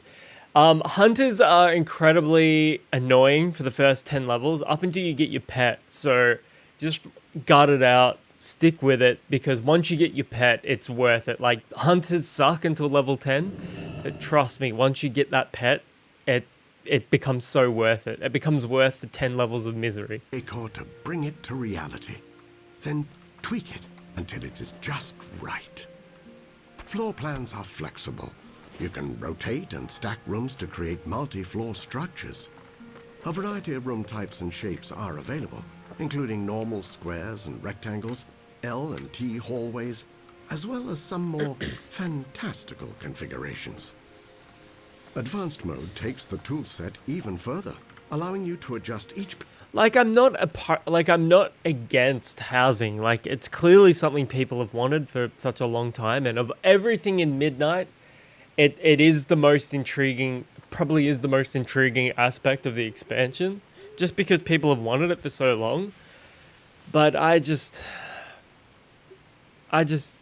get it, man. Can hardcore players party normally in Total WoW? You can, but if for instance you're in a group, nice stream, I'm on Horde. Tex Angu B. Thank you, Cannibal. Really appreciate that. Yeah, so you can absolutely play with fucking regular people. You can only... Wait, in hardcore can you only... Then again, I am thinking of official servers hardcore. I wasn't thinking about fucking Total WoW hardcore, so there might be some nuances there that I don't know about. So hardcore can... Hang on a second, I've got to check this out.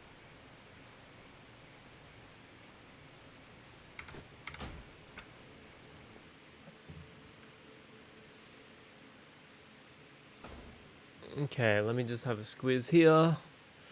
Let me just put that one down for a second. Okay, let's go human. Challenges. Hardcore. Upon death, your spirit is lost. No, I understand that, but what are the... Doesn't tell you anything else about it.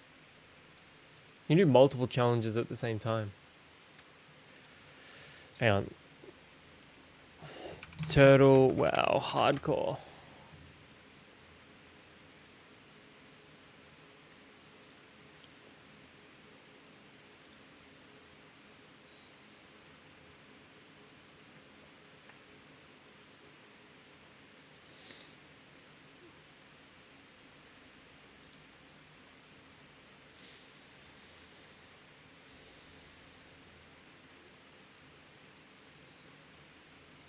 Reg, from my experience, you can't be in a group with a hardcore player unless you're hardcore too. Kind of dumb. Okay, let's have a little squiz here for a second.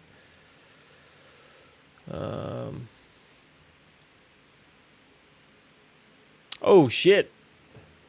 Thank you, Brooksick. You legend. Look at this guy. Oh, Gem, what's going on?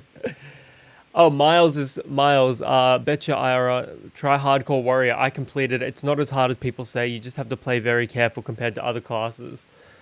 Fuck's sake. Hardcore. Okay. Let's go to the rules for Hardcore. Hello, Wary Traveler. We're introducing Hardcore mode. Gem brought the raid over. How goes it? It's going pretty well. How was the whatever you were playing? What were you guys playing? Rules. When your character dies, the game ends for you. If you choose to create and play a hardcore character, you do so at your own risk.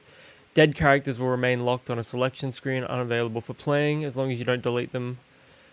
You will be able to trade items and gold only with other hardcore characters as long as the difference between your levels isn't higher than 5. Elden Ring Randomizer. Got some very hard boss fights. How long were you streaming for? I haven't finished Elden Ring. I should probably get onto it. You'll be able to group up only with other hardcore characters as long as the difference between your levels isn't higher than 5. Hardcore characters cannot trade nor buy on Auction House. Oh, fuck. So it's like solo self-found them. They can use mail but no attachments. Hardcore characters are not permitted to get assistance from players outside of their group. Oh, fuck. So it's like next level hardcore. Right. Interesting. You just have to play very carefully. Well, yeah. Holy shit. Fuck's sake. Alright. Gem, are you going to be playing Midnight? The new WoW expansion? I was just watching it and commenting on it. Mostly criticizing it. The new showcase for it. Pretty brutal. Player housing looks okay, I guess.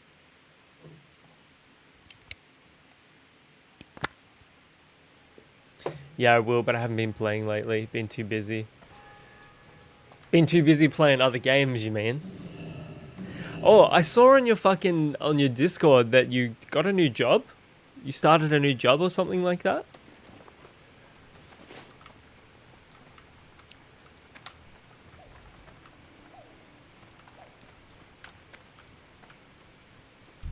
Need help?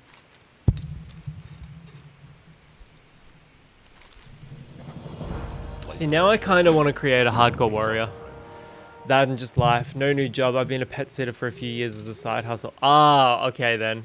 I misread your post then. In my defense, I was most likely asleep though. Be careful. I was most likely. I'm on a long sit right now.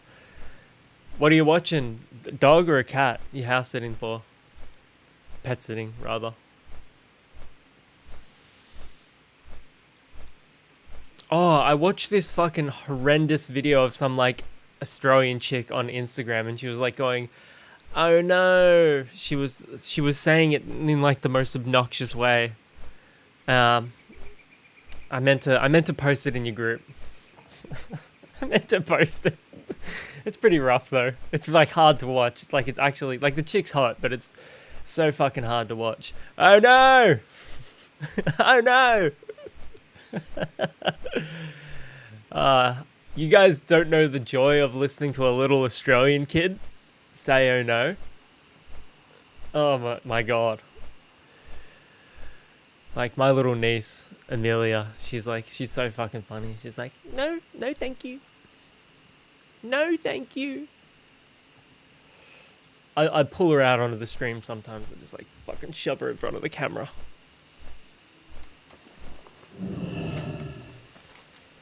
Alright, what do you reckon? Do we create a hardcore warrior? No, thank you. And a lot of Americans don't realize that there's actually so many different types of Aussie accent. There's 3 officially recognized, but 4 technically. And there's probably a couple more. There's broad, which is like the Steve Irwin accent. There's like the general accent, which is like my accent.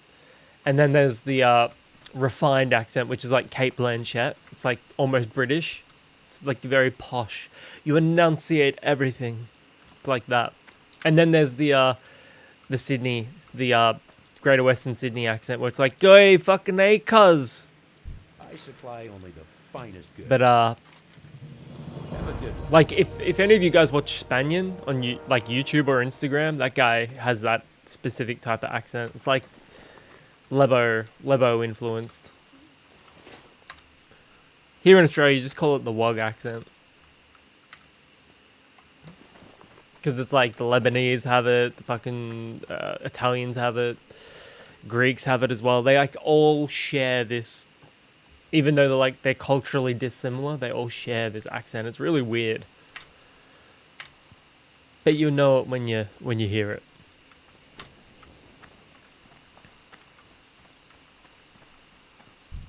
Good day to you. See you around. Okay, let's fucking party, man.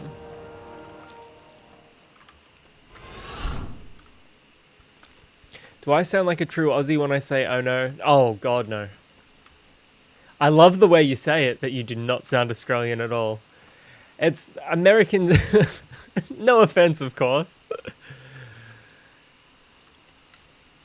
I don't really hear it. Like, I guess because I'm around it too often. I think most Americans, when they hear us say like any words that end with an R, that's you really can tell the Australian accent then. Like, let's go out to the car with a bar. No, let's go to the bar in a car. Something like that. It's like AH. You pronounce it AH. It's similar to like Boston, the Boston accent.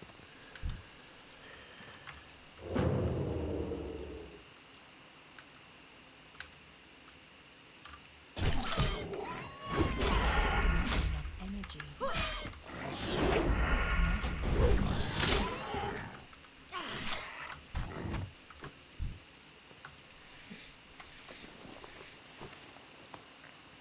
Like, there's a reason why actors say the Australian accent is the hardest accent to do.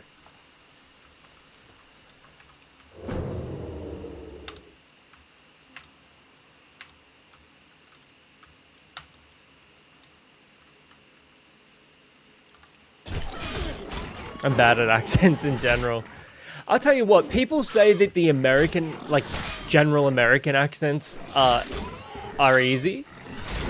But I don't know, man. Like, you can tell a fake American accent very, very quickly, you know what I mean? So it's sort of like, I don't think the generalized American accent is all that easy, because it's like similar to the Australian accent in that you can tell when somebody's got a real Australian accent and when somebody's got like a fake Australian accent. It's the same thing with like certain actors. Like, a lot of British actors do really good American accents, but some of them do dreadful American accents. Don't have a target. Like, Chris Hemsworth, I don't think he does a good American accent. Your chat just took 20 minutes to load. What are you doing? Speed it up. Like like Liam Hemsworth as well. The Hemsworth brothers have dog shit American accents. I was gonna say Scottish people saying no sounds so funny. I reckon Scottish accents to do properly is one of the harder accents, for sure.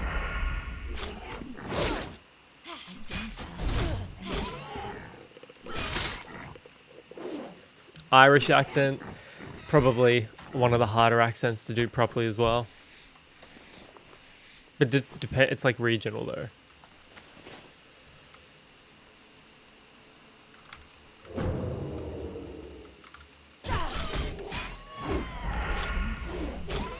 Also, I'm downloading Dead by Daylight. I know you don't play it anymore, Gem, but I had a bunch of people say I should play it in my chat, and I was like, I'll give it a try. Give it a go. Good luck. Yeah, people immediately. I was reading some of the more negative recent reviews about the privacy. Their new like privacy policy, which is like dog shit.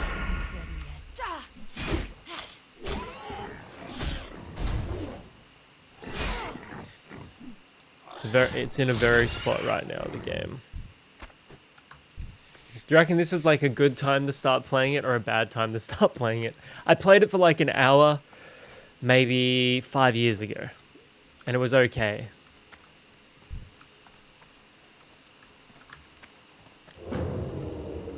There's 3 mobs here. Bad if I'm being honest. No, that's fair enough. I would rather you be honest, you know what I'm saying?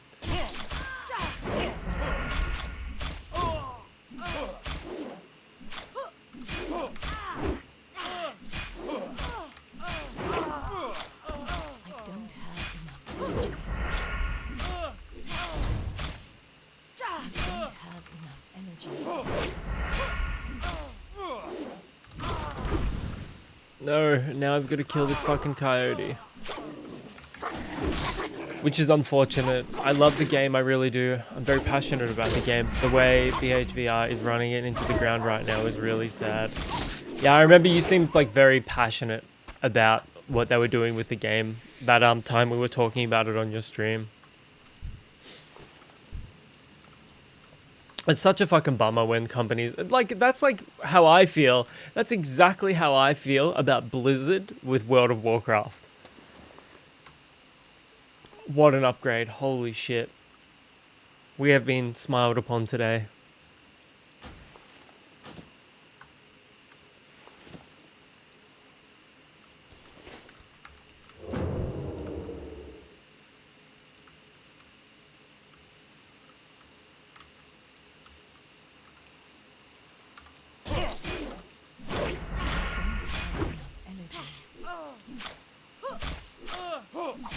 I guess it's just further proof that like you can't really trust these billion-dollar corporations to actually treat the things that you love with respect.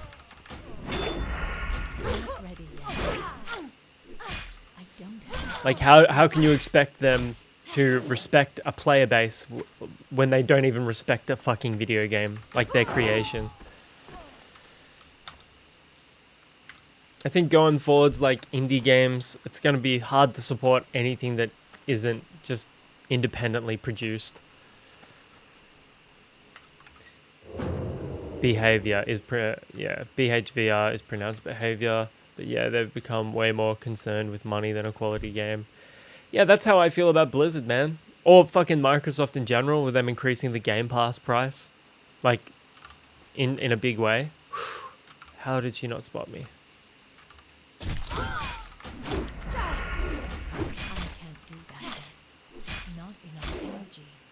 Like the Game Pass, the ultimate Game Price pass in Australia went up by like $10.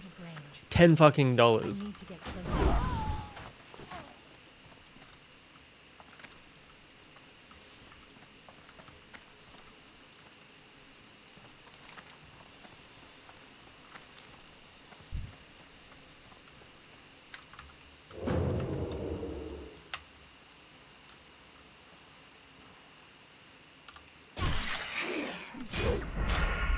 Okay.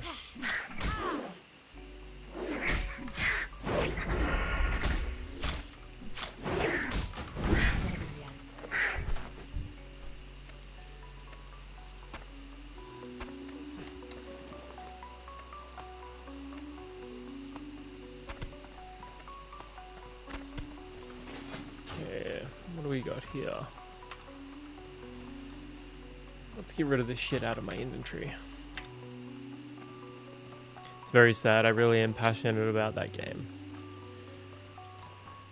Maybe you should like keep making content about it until you can speak to the devs and then like do an interview on stream or something like that and then make content out of it. I think that'd be, I think you're like, you've got a very nice voice, so I reckon people would listen to you talk about that shit. Like, and it's funny because there are a lot of people out there in the world that do not tolerate the American accent whatsoever. But I think you've got like a very nice voice and you're articulate, so people will listen to you talk about something like that. So you should just go back through your previous streams and clip everything you don't like about, clip the little parts where you speak about Dead by Daylight, and then like make content about it. And like if it extends enough, like if it gets out there enough, spreads, you know, you could find yourself in a position where you're actively talking to the, you know, the developer's behavior. Like you can actually be like a force for good here. I hope you do that, truly. Because we as people have the onus to not allow the things that we love be destroyed by corporate greed.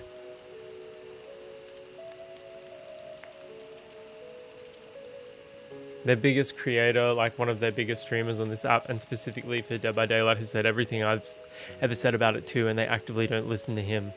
Yeah, but that's not a good reason not to do something. You know what I mean? Like, I understand it's like disheartening. Absolutely, it's disheartening. But you shouldn't let that deter you from speaking your mind. Especially like you're saying, like you're so passionate about it. Like that's why I'm so passionate about fucking Blizzard and what they do. Like I'll clip the fuck out of everything. I'll clip it. They need to know. People hate what they're doing. You know, money isn't the be all and end all. You know, money fucking spoils shit. Okay, let's go find some Defias.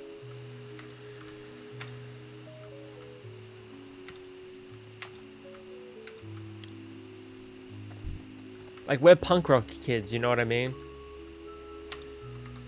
Maddie, all due respect, he's not the only huge creator who said everything I have, and if you think I haven't made content and posted in their forums and YouTube and stuff, you're wrong. I didn't just quit and not do or say anything. No, I wasn't saying you quit and did nothing. It was an assumption, you know. Like, I figured that you would have said something at least. But yeah, it's good when people get together and speak out against the shit that they hate. And I think we live in a world now, we live in a time now where you can really make a difference by being the loudest fucking voice in the room. But I'm a little idealistic like that, unfortunately.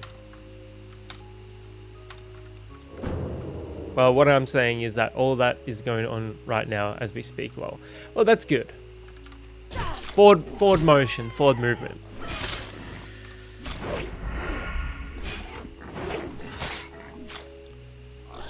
Like, I know how I would rather approach this shit is, I would rather, even if it amounts to nothing, like I can come out and speak out against what Blizzard are doing, and they never listen to me ever. I still put my thoughts and feelings out into the world, and I expressed myself, and I stood by what I believed. And at the end of the day, that's what matters most, you know what I mean? Like, I think the outcome isn't what matters. It's just doing it. Like, tons of creators and all with huge followings and in their creator program are all constantly making content on it right now. And yet they're still not listening. They're still not changing anything. Probably because people are still playing it. Maybe I shouldn't play it then.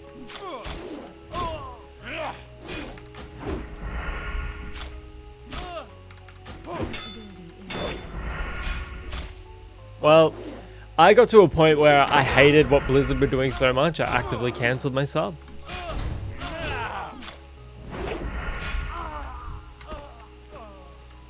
And I think it's cool that we can live in a world where we at least have that power to go, you know what, I'm not going to put my money towards that anymore.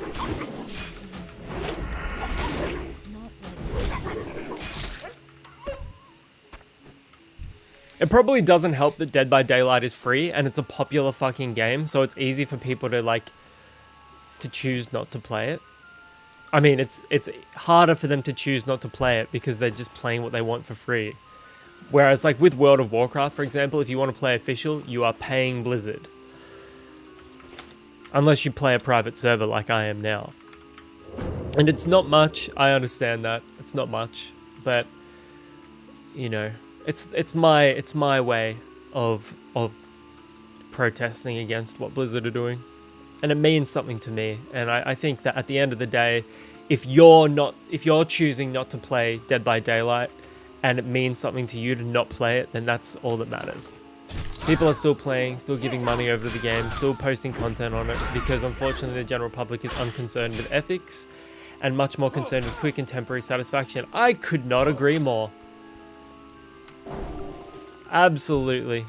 Very well said. I wish I could screenshot that. You know, as someone who is XVX, people in general are like that. Trust me, I fucking know that. It's fucked. It is fucked.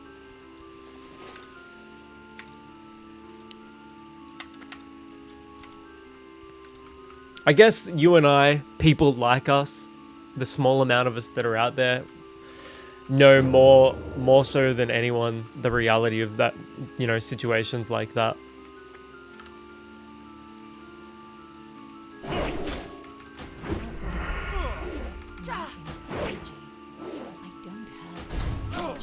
Just that thing like you can lead a horse to water, but you can't make it drink. Like you can educate people, you can tell them about the animal agriculture industry till you're blue in the face, you know what I'm saying? And they still won't listen, and they still don't care so long as they can get their double cheeseburger meal.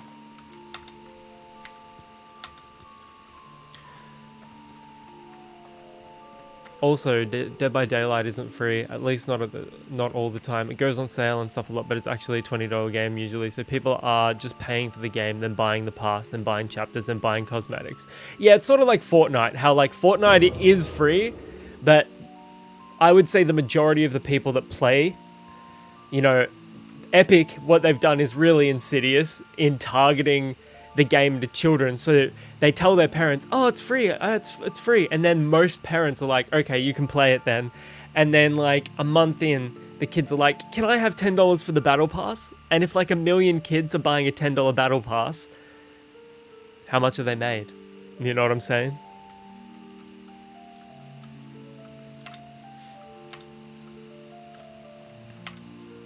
So I completely get where you're coming from there, and I agree. A lot of things that you... yeah, what's that saying that, like, if the game doesn't have... it's like, no, if there's no value for the item that you're buying, like, you're the cost or something like that. I only heard it once before. Thanks, Brex.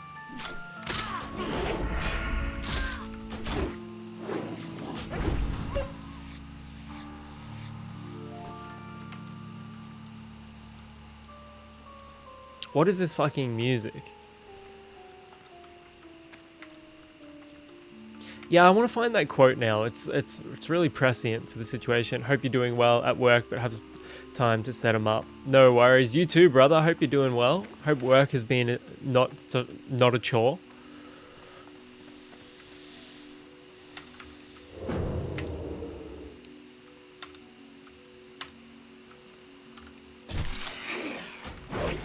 Yeah, but the quote, it's essentially about how, like, if something is free and you're using it, then, you know, you're the reason why it doesn't cost anything, because you advertise the game, you participate in it, you are likely paying for little additions in it, like little cosmetics or something like that. Like, Fortnite is a free game, like using Fortnite as it's a great example. Like, Fortnite is definitely a free game just to play, but how many people are just playing Fortnite? Like I said for the longest time, if you're not paying for the product, you are the product. Yeah. So that's actually the saying. I just went a roundabout way of saying it. But yeah, like, how many people played Fortnite for free initially and they're like, this is so great, this is so great, this is free, I can't believe this is free. And then like 3 months in, they're like, oh, there's like fucking Captain America skin? Fucking Captain American skin? Let's play that. Let's buy that. And then they buy that with like V-Bucks, and they buy just enough V-Bucks so that you still have 300 left over, and then you're like, fuck, I can't actually buy anything with 300 V-Bucks. I've got to buy more V-Bucks so I can use the V-Bucks I didn't use. It's so fucking sneaky and insidious. And it, like, you know it's so bad because that sort of business practice targets children more than anything. Because you know they're looking at that, like, 300, that additional 300 V-Bucks, and they're like, fuck, I've got 300 and I only need 200 more V-Bucks to buy the thing that I want. It's so fucking bad. Hey, bitch, what are you doing?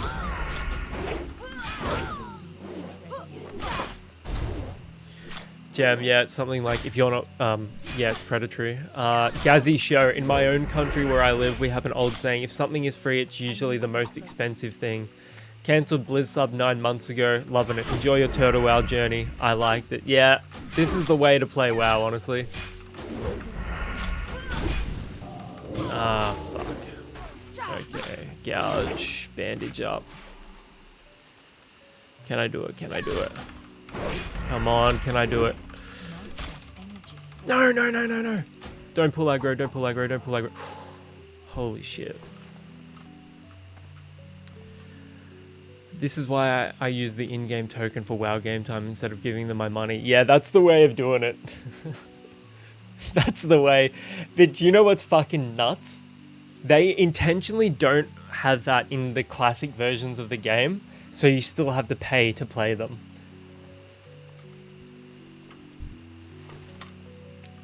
I think they have the WoW token in Mists. They put it in Wrath of the Lich King Classic, and they put it in Cataclysm Classic, and they've obviously put it in Mists of Pandaria Classic. But they don't have it in Era Realms, they don't have it in the Anniversary Realms, and they don't have it in the Hardcore Realms either.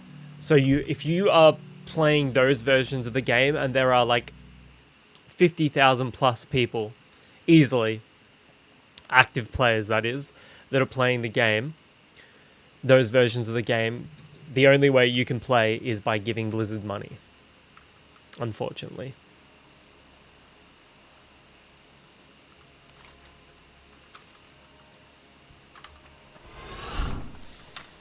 Okay, let's go find a tent.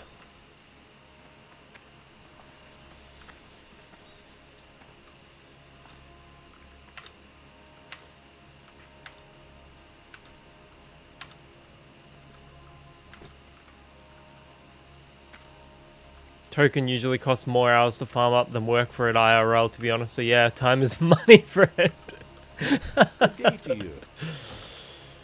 Hey, but the thing about that is, though, you can always, like, farm in the world and get a rare drop and sell it for a stack of gold. So you can definitely get lucky.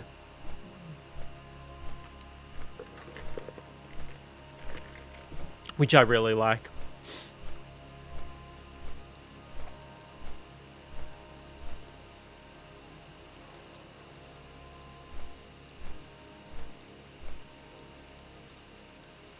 Windows security, what the hell?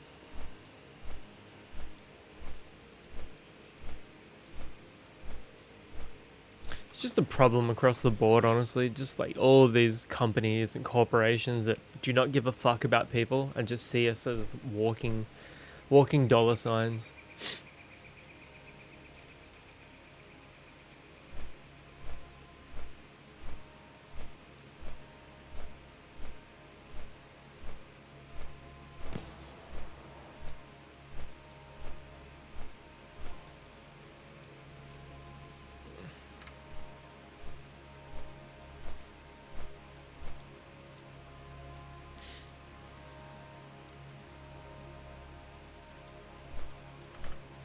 This music is a little too ambient for me.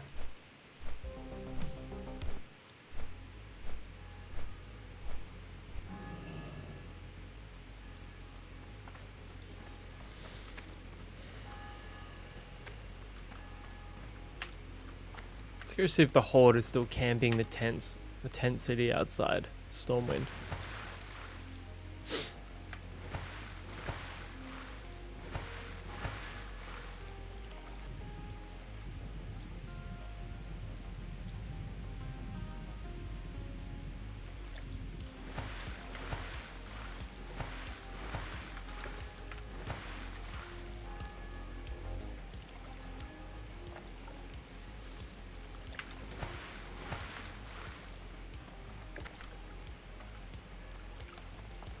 Come on, please be a tent. Please be a tent.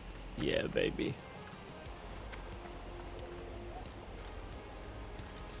So for anybody that doesn't know anything about Turtle WoW, you can sit under these tents or stand under them, and they will increase your rested XP gain. So if you look down here, hang on, I'll move myself. If you look right here, you can actually see the rested XP bar go up. See that right there? See it move? That's how quick it goes up under a tent. It's like the greatest feature ever added to a classic experience. And it's completely optional as well if you don't want to level up quicker and whatnot. Just simply because like you really struggle to pay for all of your spells and whatnot, because you're just leveling through the content too quickly, which is a little bit of a problem. It's not a very alt-friendly experience.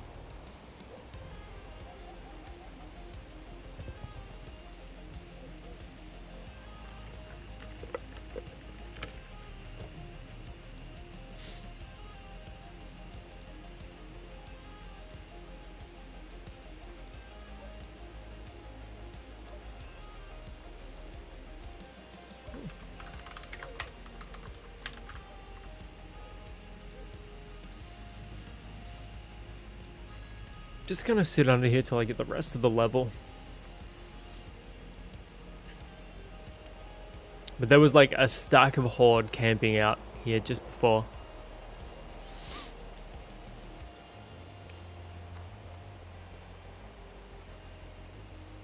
And there's all these beggars. There's always beggars asking for people to put up a tent.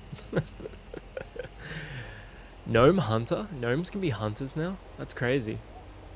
If I was a wolf, I would just fit that little thing in my mouth. Look at him.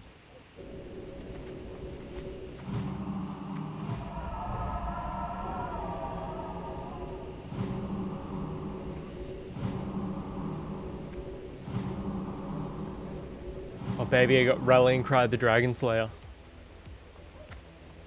Nice.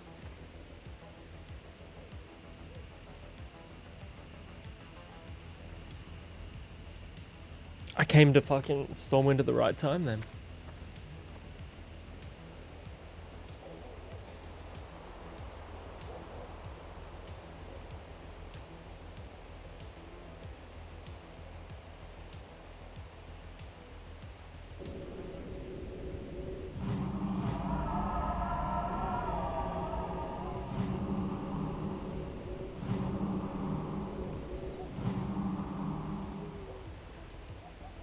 Okay, fuck that.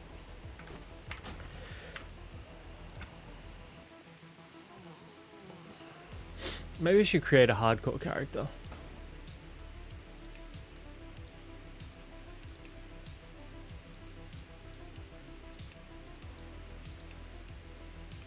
Hardcore character. What has the best solo potential, do you reckon? Hardcore.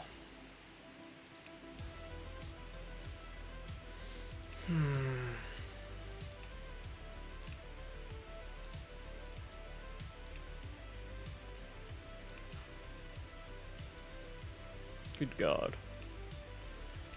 Dwarf or human?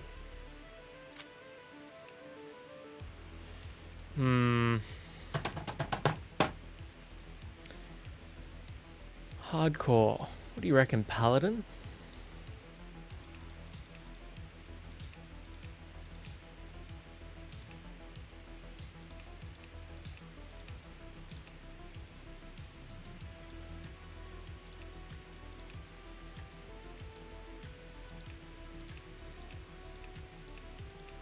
Okay, where's the violet eyes with the freckles?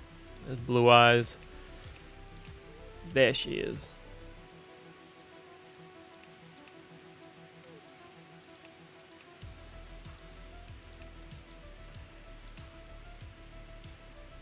That's a cool one.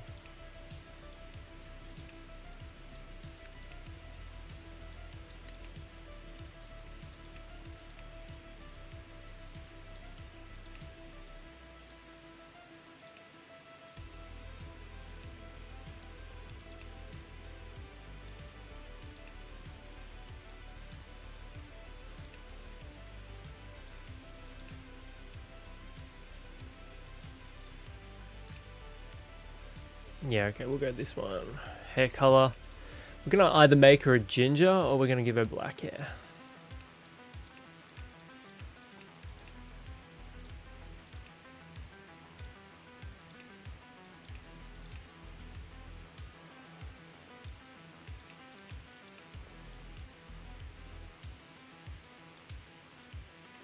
I don't know if you listened to Deftones, but they came out with a new album. I listened to the first single that they released from that, but I haven't listened to the whole album just yet. What did you think about it? I've seen some really good things about it online though. Like people are saying it's like their best album since White Pony.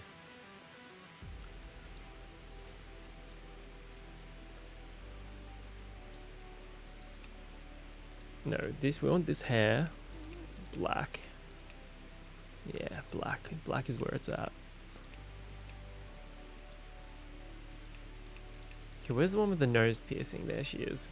I like it. It's a departure from the sound they're well known for, but in a good way. Yeah, Deftones are one of those bands that can make that work because they're like alternative, so they can explore the boundaries of the sound. Oh, I don't know if you noticed this, Gem, but I called my character, that rogue that I was just playing, Obituary XVX. Because Obituary was taken. I'm terrible at naming. I'm terrible at fucking naming my characters' names. I'm the fucking worst. I just go for like black metal bands.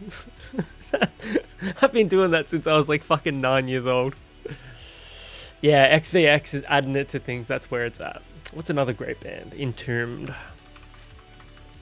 Not black metal, but...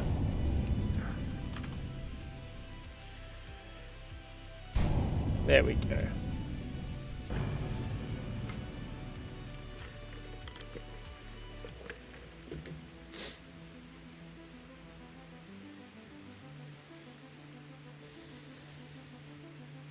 Do you ever get people stopping you and saying, "Hey, I know what that actually means"? But with the character names, I always do with the name randomizer because I'm bad with creativity. Yeah, so am I. At least when it comes to naming characters, I just go to band names every single time.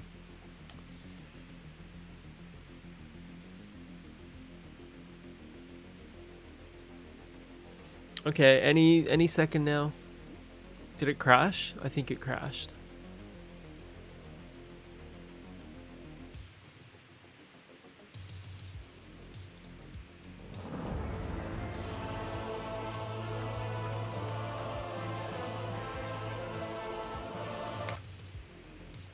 Most of my online handles have XVX in it, but no one ever says they know what it means. Yeah, it's not... You gotta know to know, you know what I mean? Unfortunately.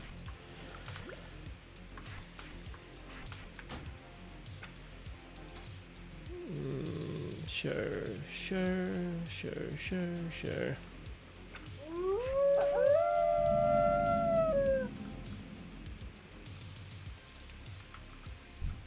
Hello. Safe travels. Still alive. Oh, you get a title.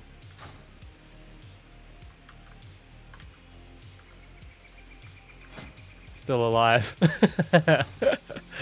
That's cool. So I heard paladins are pretty changed in this. Well met. For the Alliance. If they changed the racials at all, hardcore challenge. Mace specialization. Sword perception. Chuck that there. Diplomacy, human spirit. Increases spirit by 5% and allows 5% of your mana regeneration to continue while casting. That's pretty nice. How are you?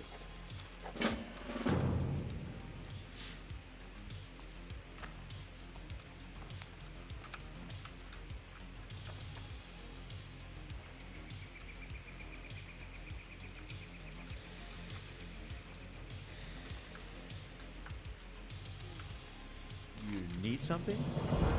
See you later. Come over here, buddy.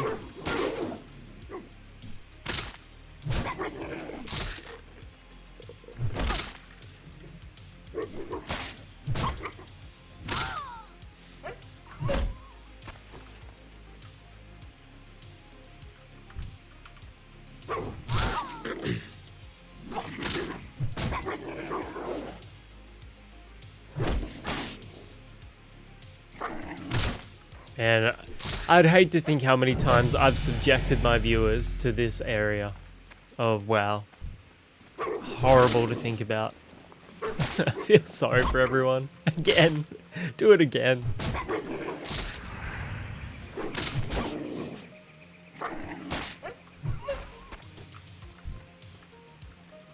Are you streaming today, Gem, or not?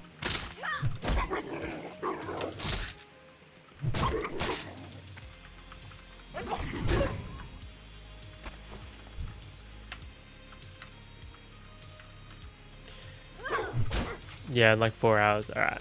Don't worry, I'll have finished by then, so I'll come hang out with you.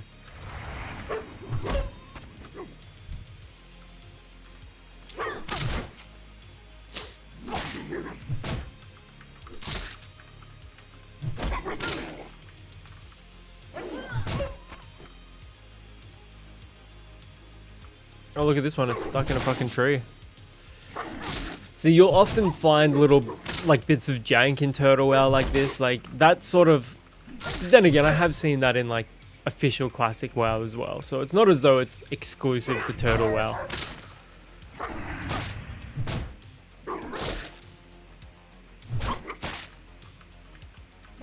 Has anyone here seen, like, the new... Wow. Blessed run. We've already got a bag. Has anyone here seen the, doing the Evil Within DLC? So you finished the main story for Evil Within? I must have missed you finish like the part where you actually finished the game, but I've watched most of your streams of Evil Within. How good is it, man? It's such an incredible game.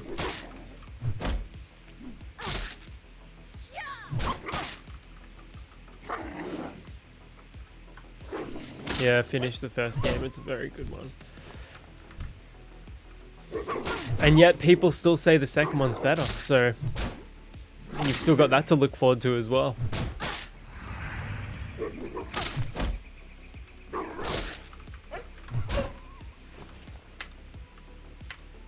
Okay, let's hand this shit in and then go buy our spells.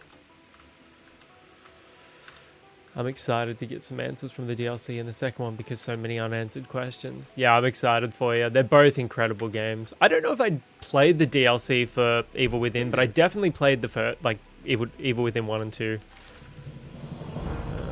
Let's go. Level 3 already. Let's go. Well met. Be careful. What can I do for you?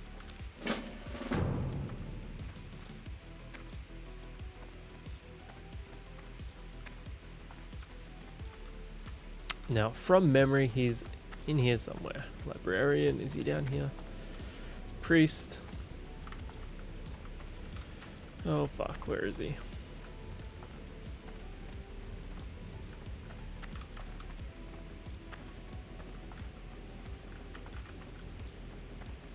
Mage, nope.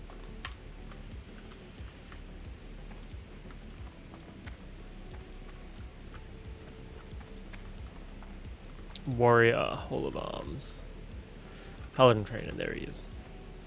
Light be with you. Devotion aura. Go with honor, friend.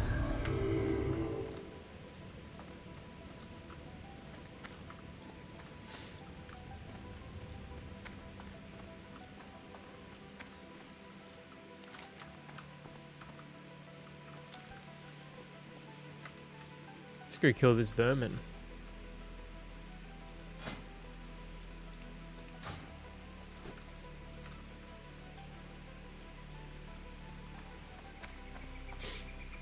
So cool that they've added hardcore to this. Holy shit.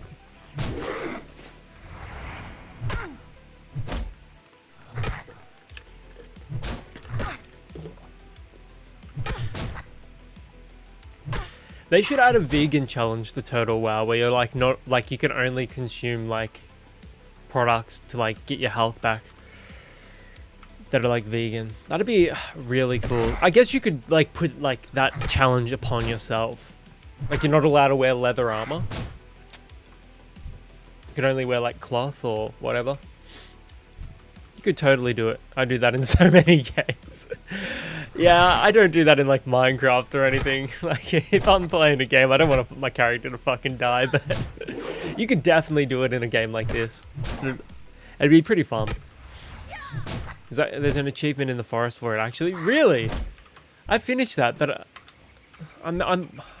yeah, what did you reckon of the forest too?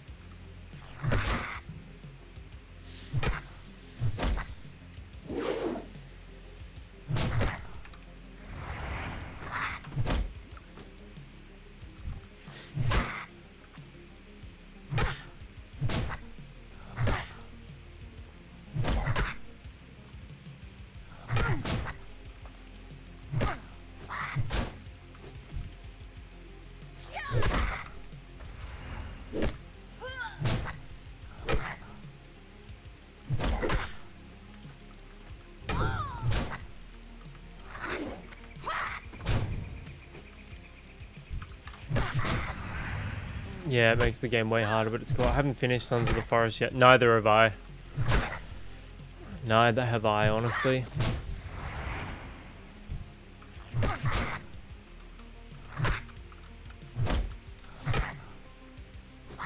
I really like the graphics for it though. Like graphically, it looks incredible.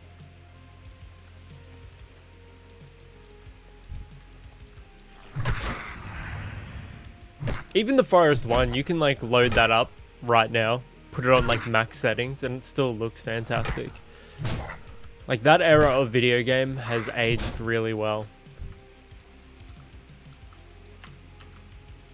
And they're super optimized as well. Like on new hardware, they run like a dream.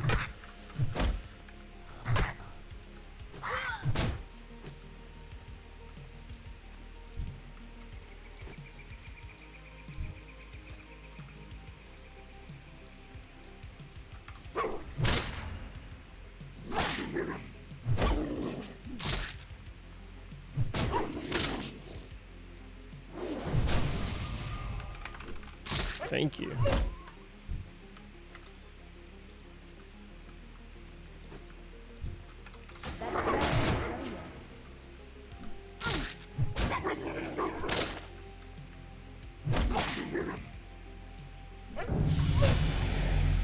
Okay, nice.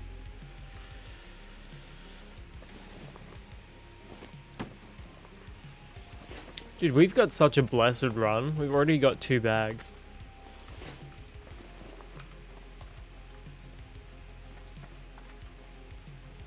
Can I help you?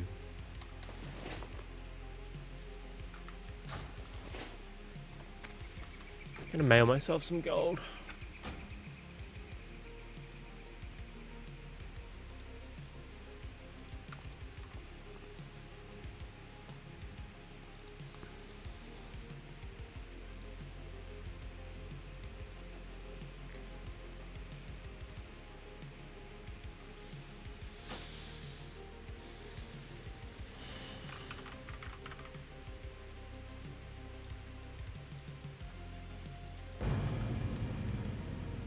I was doing a run with my friend, but then he and I fell out, so I haven't played since, but I want to complete it with someone. Yeah, Baked, I started a hardcore character. Oh, maybe we should play it sometime, Gem. I'll install it. I can play it instead of fucking Dead by Daylight.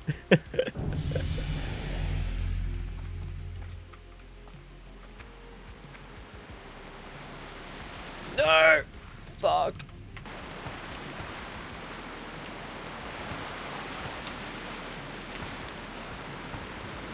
Yeah, I'm just mailing myself some gold and then I'm gonna jump back on my paladin.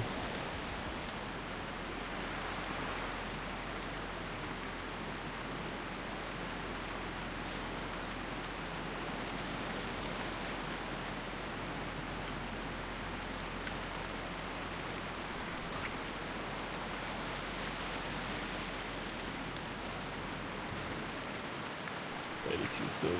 Has anything fucking sold? Dude, has anything sold? Dude, that's depressing. And tuned XVX subject 115. No, let's get 150. Oh, hardcore characters cannot receive attachments and gold in mail. Holy shit. I created Alliance Hardcore on Telebim.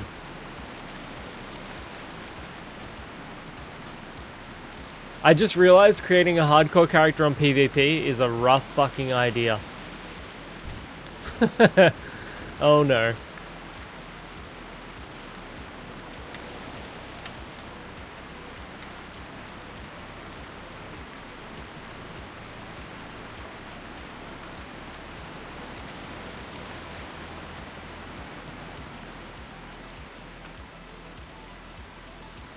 Oh boy.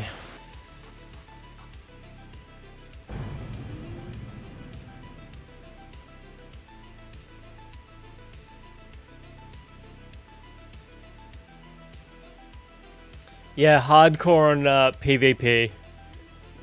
Not a good... I wasn't thinking. I was not thinking at all.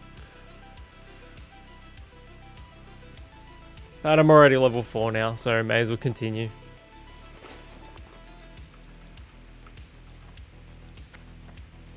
Greetings. Light bless you. Honestly, I didn't even think about it. I was like, oh yeah, I'll just mail myself some gold. No worries.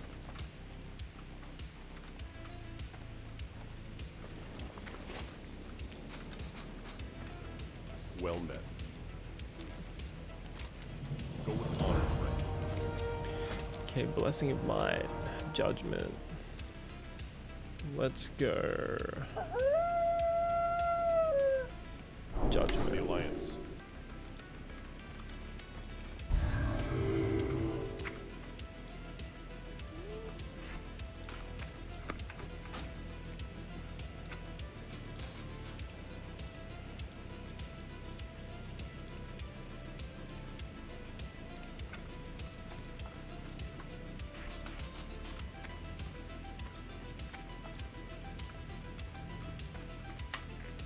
Yeah, so I could be level 59, about to finish the hardcore challenge, and then some idiot can just come and kill my character and I've lost it.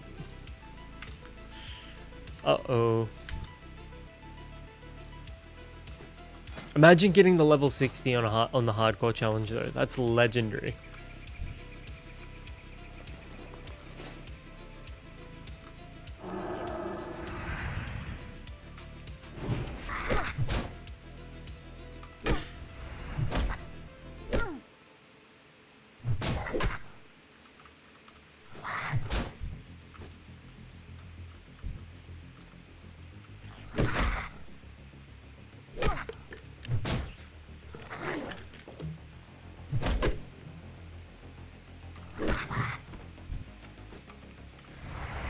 Come here, baby.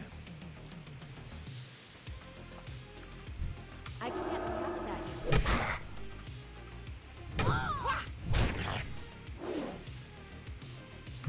That's still recharging.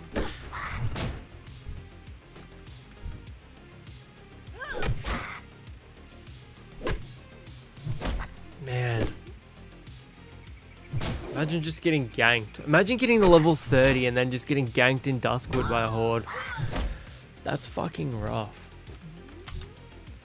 We're gonna have to create a new strategy for this character, I reckon. We're gonna have to be more careful. And not just because it's hardcore, but just because like the added component of having some horde fuck with you adds a new depth of challenge to this.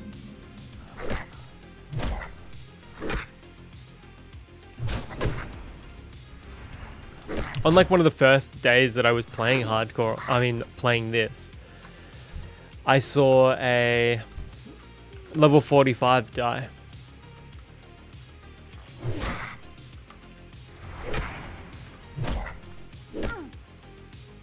Thick mummy.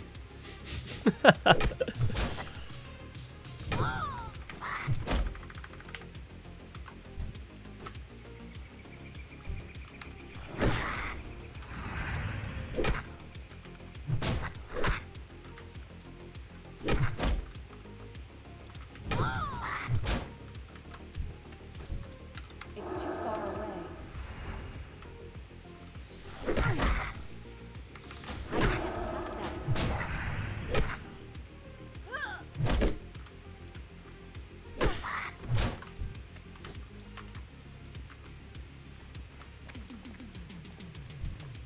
I'm out of range. That spell isn't ready yet.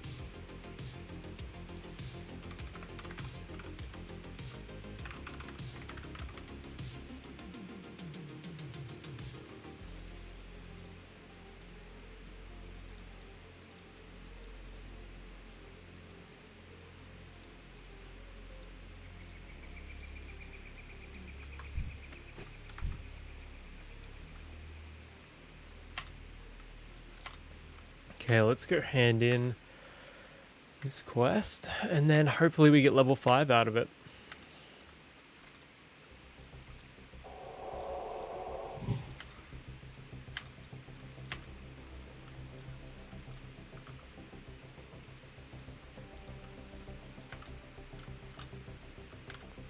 Has anyone in here been watching WWE but have abandoned it recently because of what TKO were doing with it? King's honor. Oh, thank you, friend. Be careful.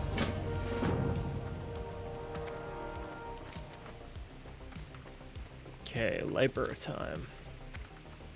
And we are only... What are they doing with it? I'm out of the loop. Well... So, they recently have partnered with ESPN. And now you've got to pay an additional $30 for ESPN as well to watch the PvPs. Want to party? I'm thick mummy. I would love to party with you, but you will gain more. You will gain more experience. Doing it solo. Like you will level a lot quicker. Like once we get over to Westfall, let's party up. But up until then, it's way quicker leveling out of a party. Yeah, capitalism is the worst. It's so bad. Okay, so here's like an interesting little fact for you. So I think it was 2018. I went to Rod Laver Arena to see a WWE live show, and we were about 9 about 9 rows back from the ringside. And the tickets were $170, which is super reasonable, super reasonable. WWE are doing a show at the same arena, Rod Laver, later this month. If I wanted to get the same seats, the ticket prices were over $3,000.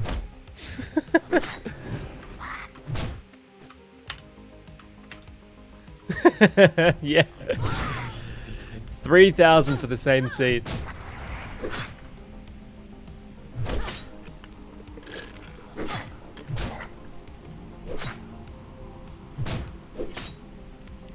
It's so greedy. It is so ridiculously greedy.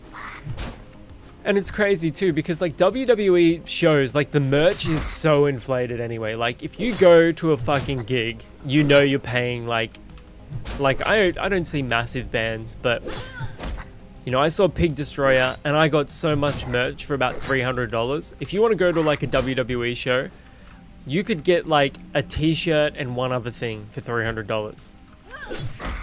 It's fucked. I can't pass that. Like my favorite part about going to shows is getting fucking merch. Baked Rasta. I watched WWE when Rey Mysterio was a thing. Rey Mysterio is still wrestling, brother. If you could believe that. He is still wrestling.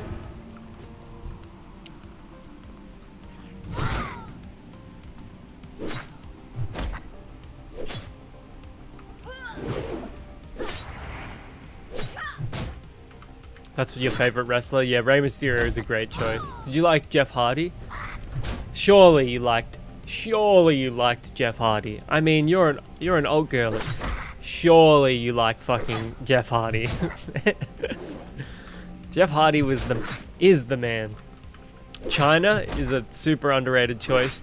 I'll never forget the housekeeping match she had with Jeff Jarrett in like the early 2000s. I remember watching that live with my dad, where she destroys him with the kitchen sink. And I'm pretty sure Jeff Jarrett went back to WCW after that.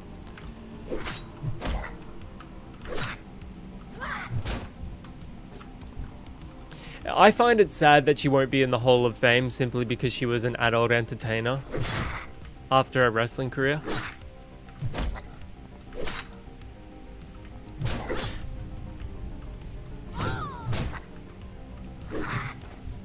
Like she's technically part of the WWE Hall of Fame through D-Generation X, but not as like an individual wrestler, which is so ridiculous because like you were saying, she was such an integral part of women's wrestling. Like women's wrestling wouldn't be what it is today without China.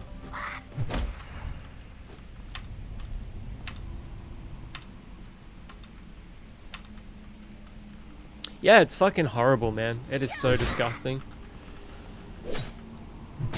She deserves to be in that Hall of Fame. That's still Yeah, she was awesome.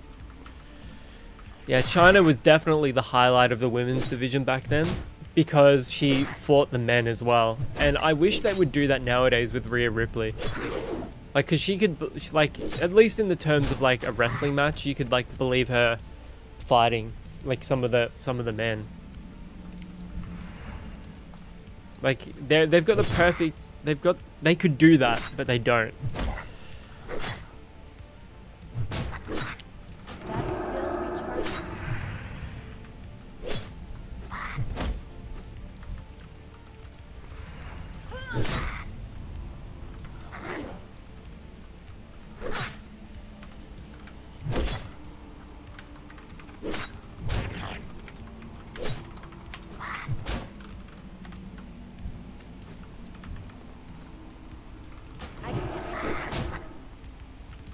Man, Paladin has to be the most boring class to level. It is just auto attacking. Shotzi Blackheart, I absolutely know who Shotzi Blackheart is, riding into the ring on a tank. Shotzi Blackheart, she's awesome. That's Why is that? Recharging. I can't test that.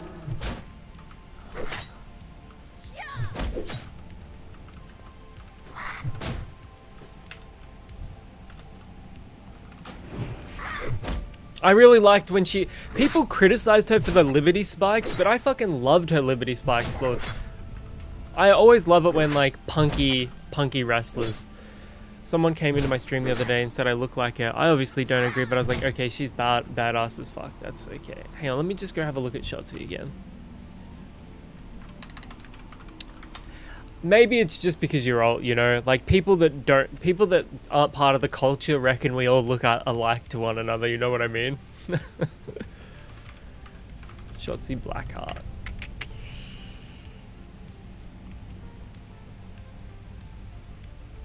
In some photos, yes. A little, but in others, no.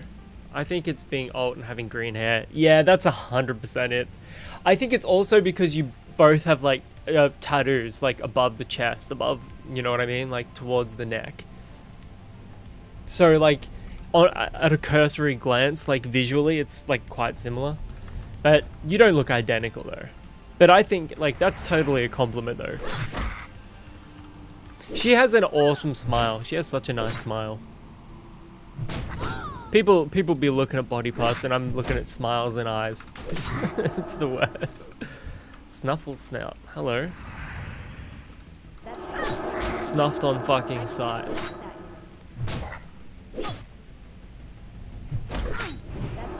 Oh, this guy's strong. Okay. Yeah, dude, it's totally a compliment. 100% a compliment.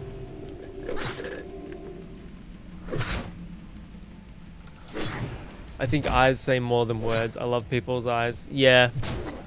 Like, I'll have clients that will refuse to do Zoom calls with me because I can't see their eyes. Because people hate being caught out on lies.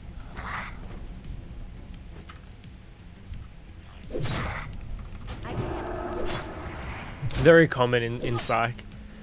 People don't want you to see their face when they're talking to you because their expressions tell you when they're lying.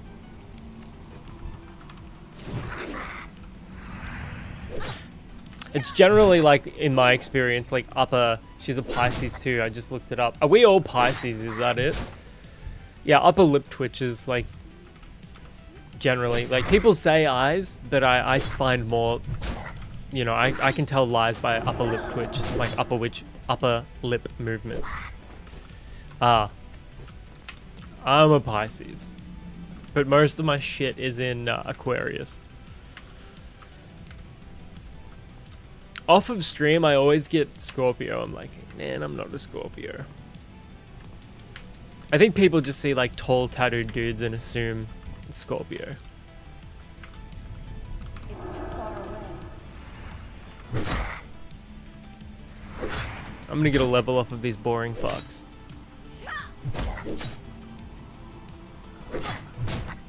Yeah, that's true. You did say Aquarius. And welcome back, Ash.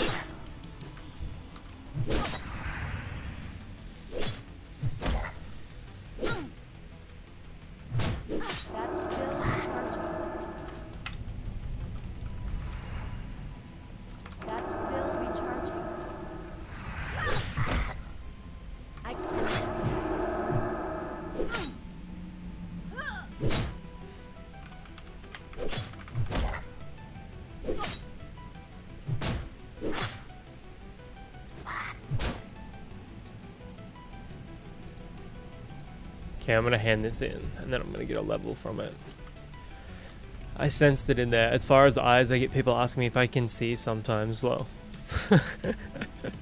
baked. I'm a Pisces too. This is a Pisces stream. I suppose it is a Pisces stream now because how small my eyes are, and I especially get asked when you smile, can you see? That's pretty funny. I think that's pretty innocent though.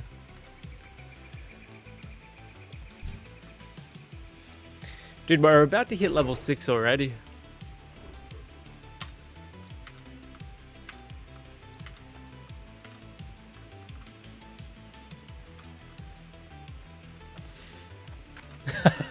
Yeah, dude, I can see.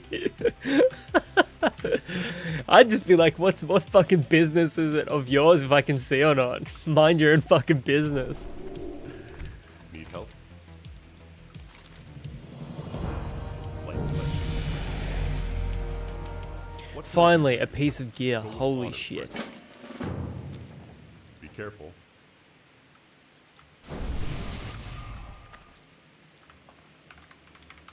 Yes.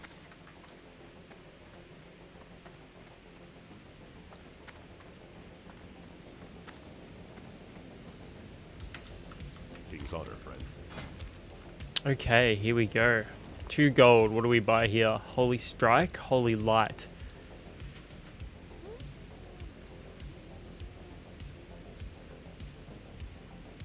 Strike your target for 20 to 22 holy damage, restoring 5 health and mana to you and 4 allies within 10 yards. Healing effect is reduced by half on yourself. Okay, that's shit. But I'm definitely going to get that. And I'm going to get Seal of the Crusader, and then I'll come back to the Might.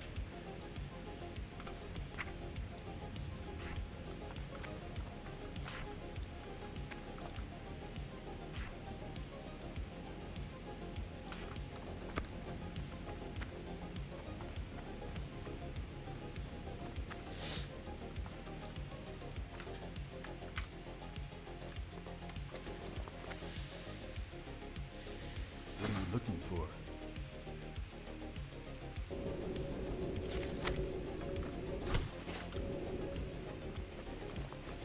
Nice.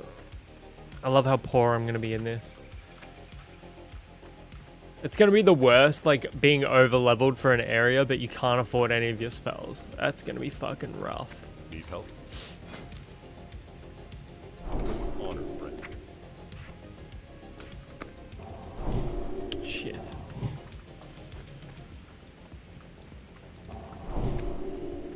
Alright, Maddie, I gotta go. Gotta get some stuff done before I get ready for stream. No worries, Gem. Thank you very much. I'll see you on your stream later anyway. Thanks for hanging out. Price check. Executioner's Cleaver. Look how big that is. Why is it so huge? It's so unnecessarily big. Deuces.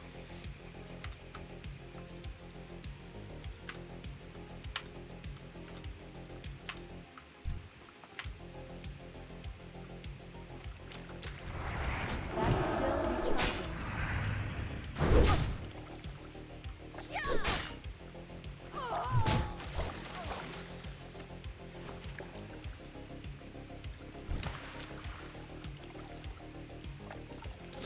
Quench my thirst. Oh boy. That just reminded me I need a pee so bad. Hang on. I can't use that.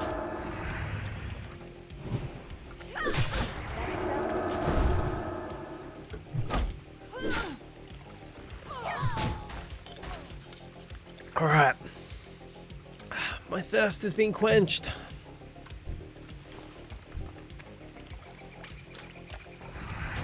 still recharging. I can't use that.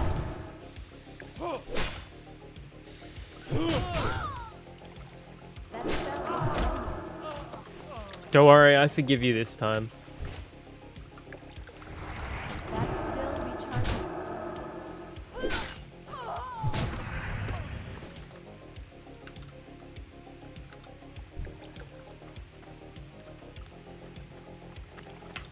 It's too far away. That's still recharging.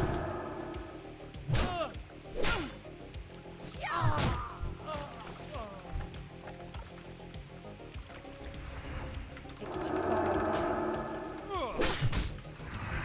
That's still recharging. Yes, I need to pull more. Come here, coward.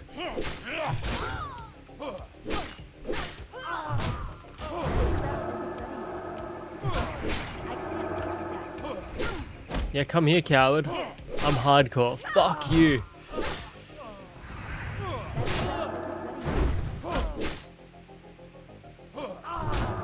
Yeah, buddy, look at that. Look at the bodies. I can't press that. That spell is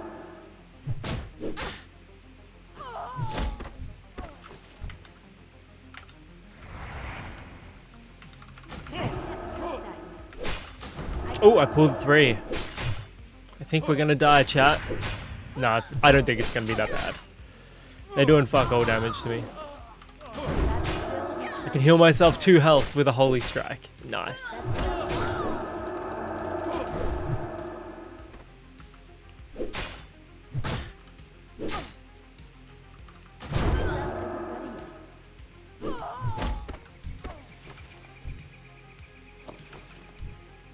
Yes, we've done it already. Fuck yeah. Snuffle Snout. Now I've got to go back to him. Anyways, I am going to go take a slash quickly because I really need to pee. So I will be right back. Don't go anywhere.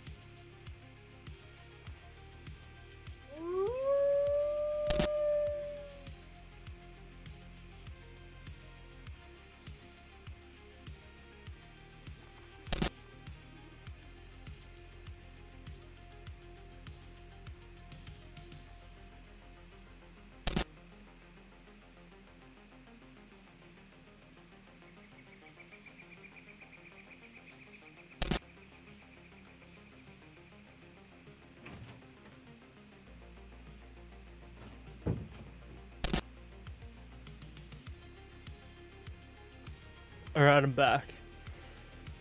I bought a PC this week. Hope to start producing content soon. Got the new Star Wars game for a discount in Steam. Gonna start with that. Do you know Twitch's policy on streaming Turtle WoW? So the thing about streaming Turtle WoW is they're okay with it so long as you're not a massive streamer, but none of the massive streamers are allowed to stream Turtle WoW for some reason. It's not written in stone anywhere. And I did see on, I think it was Lazy Peon's video about illegal MMOs. He said something about you not being able to stream Turtle WoW, but I've been streaming Turtle WoW for over a month. And I haven't had any action taken against my account. So it's pretty inconsistent right now. I wouldn't let that be a determining factor regarding if you want to like stream or not though. Like if you want to stream Turtle WoW and you're like just starting your streams, definitely do it because there's a lot of interest in the game right now. So it's a good time to get in and start playing the game.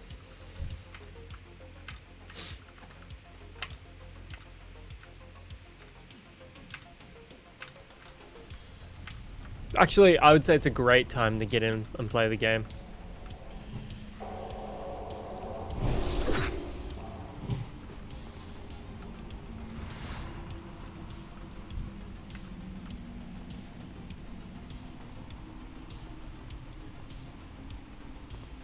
Okay, where is Snuffles now? Where are you? There you are, you fool. That's still recharging. That spell.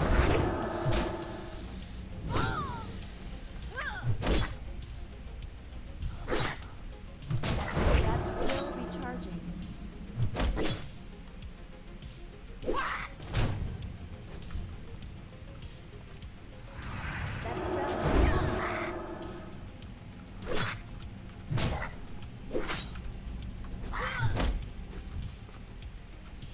That spell. I can't cast that yet. That's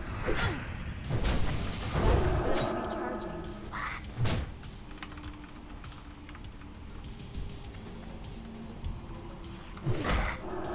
That spell is ready. I can't cast it.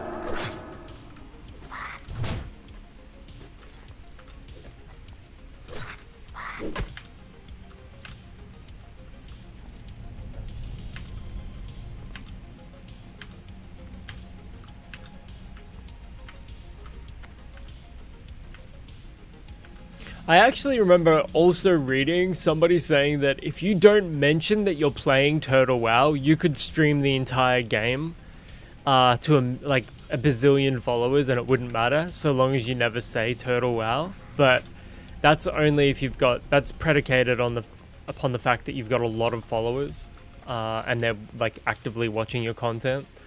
I think for smaller streamers and you know, mid-level streamers, it's not that big of a deal.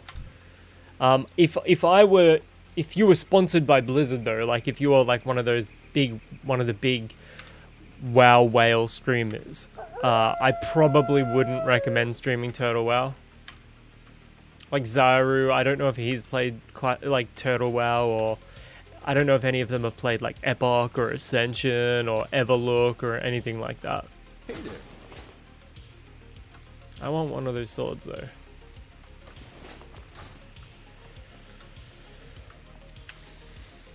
Which it's kind of a problem when you think about it. Like it shouldn't fucking matter. Good day to you. Oh hell yes, give me that. Hello. Safe travel. How are you?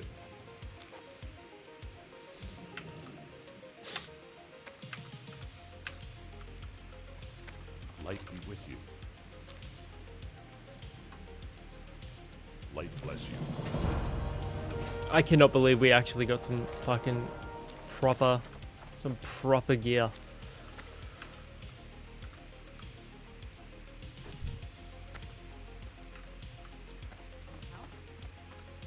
Warlock trainer. Hello. Hey there.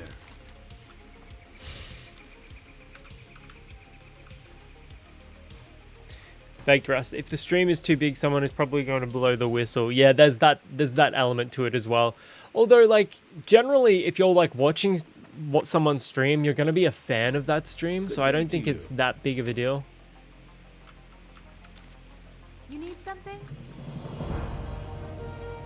I'll help you. See you later. Let's go.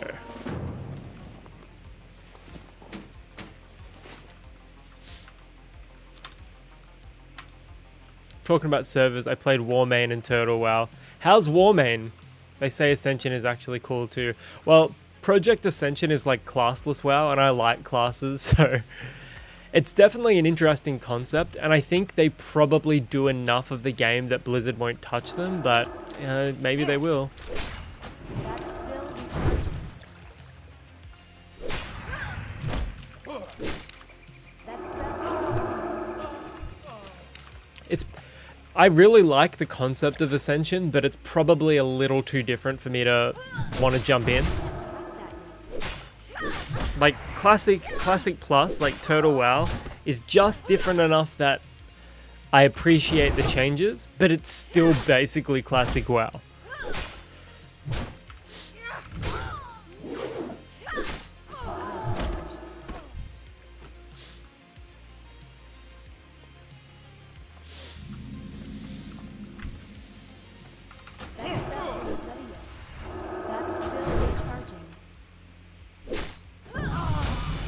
Level 7. Nice.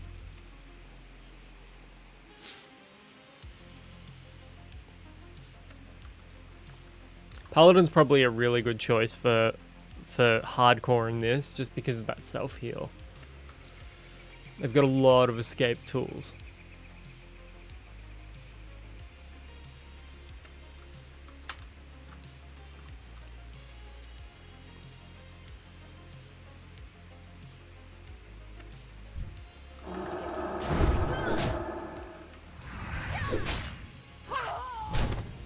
Baked. Warmane is cool because I never ever lost my characters. Total erased a couple of my... Why did they erase a couple of yours? Do you have any idea? Is it just me, or is there way more harvests around here than there usually is? I don't ever remember there being that many.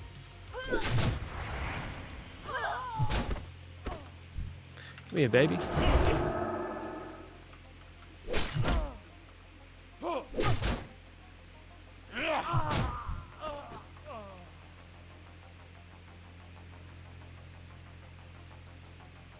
What does Warmane do differently from regular classic?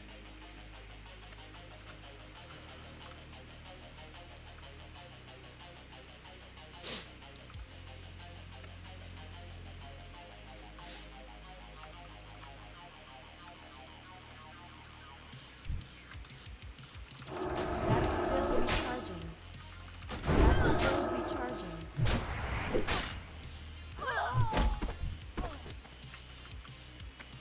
Just not there anymore, don't know why. Warmane... Oh, wait, did that get taken down with Nostralius? Oh...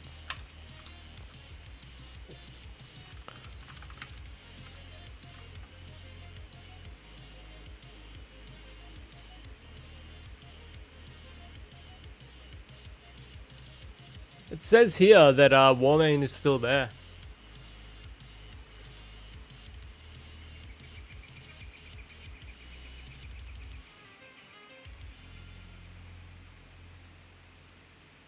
Warmane is a good Wrath of the Lich King progression server.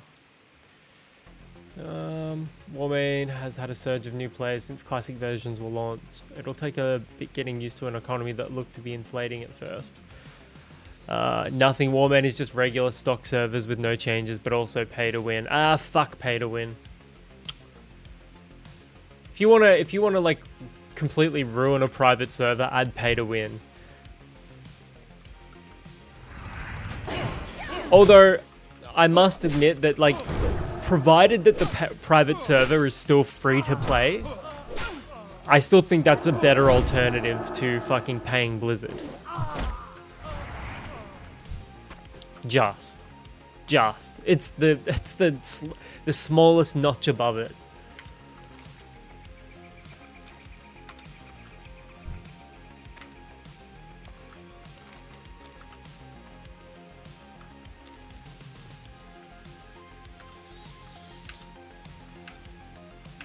Warmane was never taken, probably because they may not advertise. Like a lot of, if you advertise your private server, there's a chance Blizzard will target it.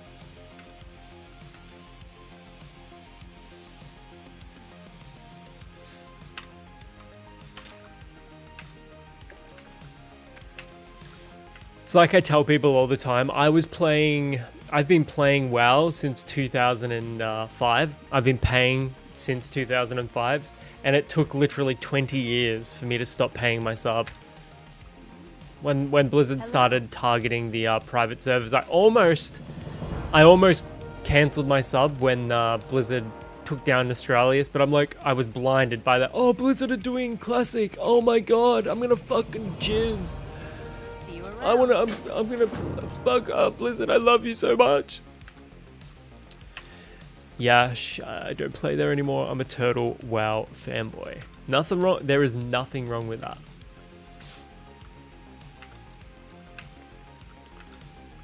I'm a bit of a Turtle WoW fanboy nowadays. Yeah, but back when Blizzard took down Nostralius, I was very vocal about them getting rid of it.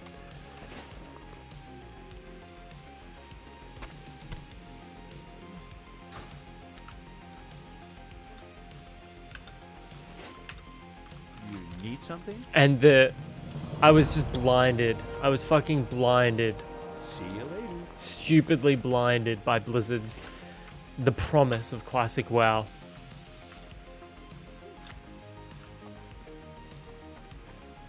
And you know, for a while there, classic was pretty good, I've got to say. But they added in the WoW token with Wrath, and I fucking hated that. And I don't know, man. They just did things that I didn't like. What can I do for you? Yes, I will have that belt, thank you. It just Blizzard have just gotten in their way for far too in their own way for far too long. It's like how difficult have they made it to support them going forwards? It's like ridiculous.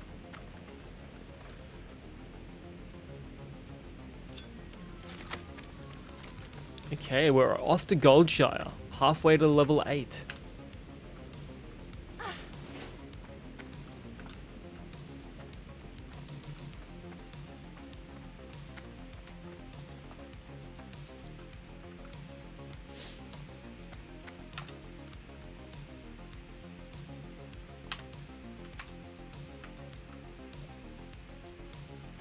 At least the cash shop in Turtle WoW isn't too obnoxious. It's like pretty much all skins. Mark of the Dalaran Legacy. Mark of Azotha. Mark of the Arcane Binder. Mark of Necromancy. Mark of the Scarlet Crusade. Yeah, I want to get the Mark of the Scarlet Crusade. Probably not the best idea to get it to on your hardcore character. Throw Teresa's copper coin into the fountain. Trade District Fountain in Stormwind City for Teresa. Okay, I can do that for you. Hey there. See you around.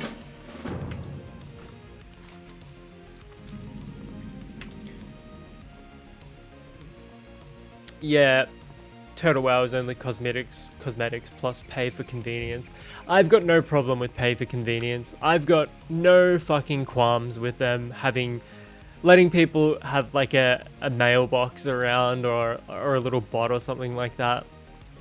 A bank bot or whatever. I don't consider that pay to win. And there were like a bunch of people, like when I first started streaming Turtle WoW, there were a bunch of people saying there were pay to win features in the game. And I was like going through the rewards here, the cash shop, and I was like telling people, like, really, it is not pay for win at all. And people were genuinely surprised. They were like, what? So there's like obviously a lot of misinformation being spread about the game. I would say probably Blizzard have like intentionally put bad actors in the space to spread misinformation about the game. Because misinformation is super powerful nowadays. Mangy Wolves. I can do that. Baked. I got a paid subscription for 2 months when Classic came out. Was on Bloodsail Buccaneers. That was the original hardcore realm.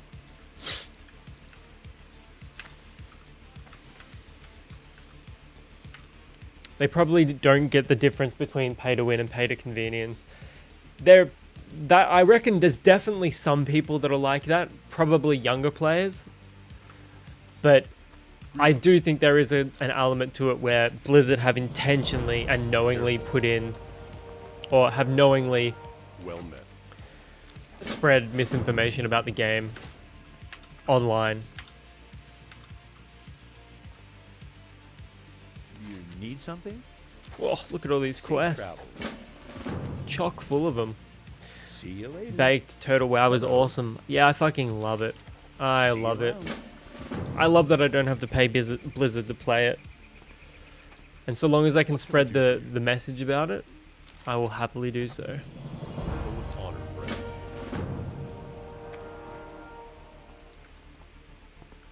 Chicken, feed some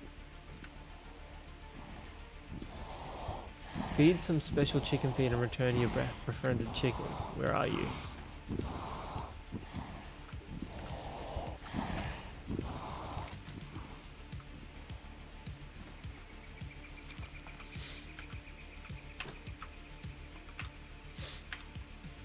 Like, I don't think pay to receive convenience is like, it doesn't affect your gameplay whatsoever. So what, you've got to like spend an extra 30 seconds running into Stormwind. It's like not a big deal, you know what I mean?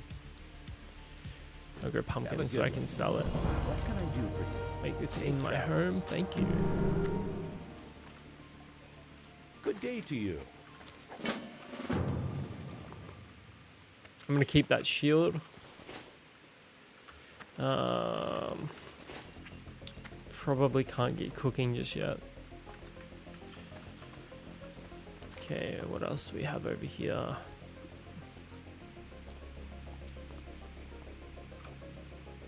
Mangy wolf.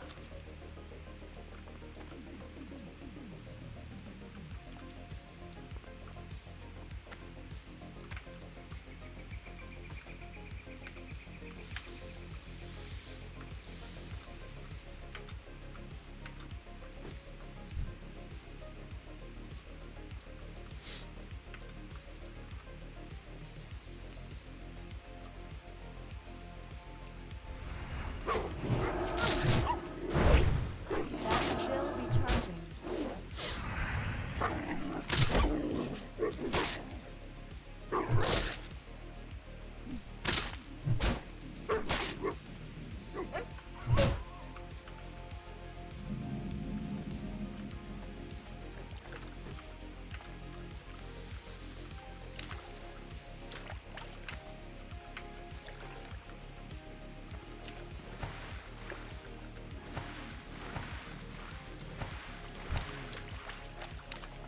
Nat Dreamer.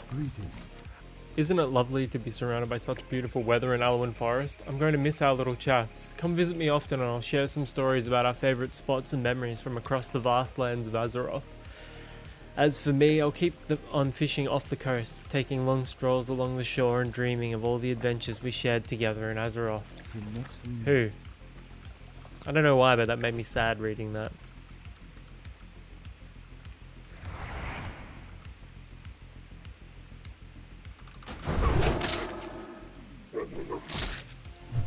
I can't trust that.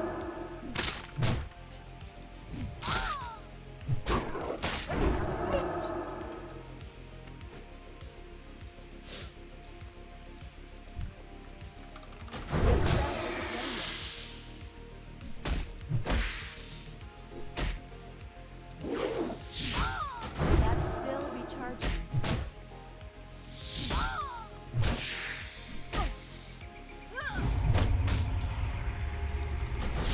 Target.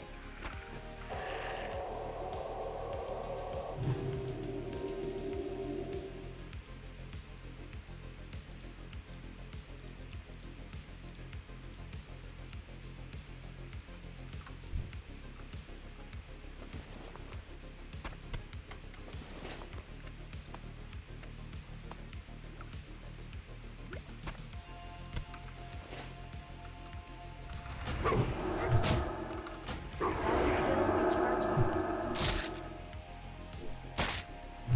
It's a cooldown of about 6 seconds.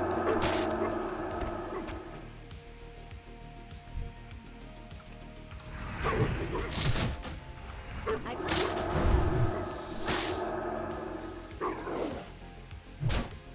That's still recharging. I don't have a target.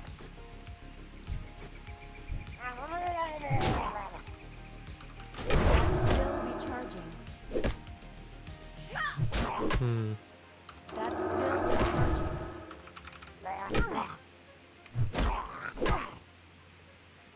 I don't have a target.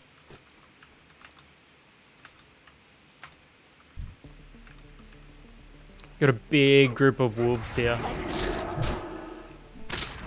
wonder if I can like smash them all. Fuck it. Let's pull him. That's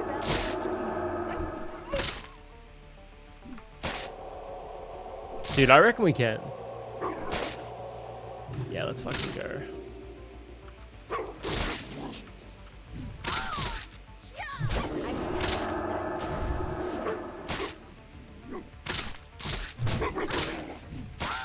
That's still recharging.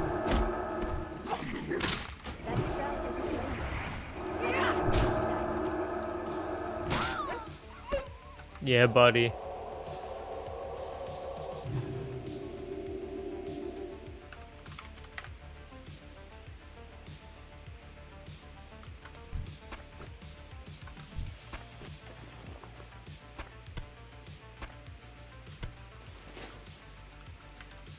Oh, we're gonna get level 8 already. Nice. That's still recharging. That's still recharging. That's still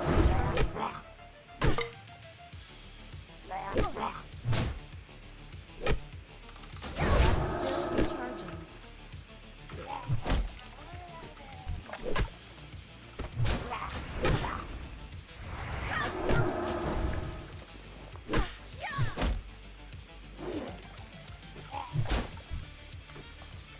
Okay, one more kill from leveling up.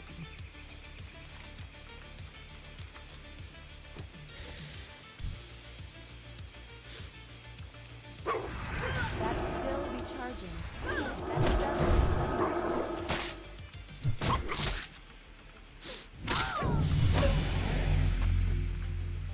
Talibim, I'm on the PvP realms. What about yourself, man?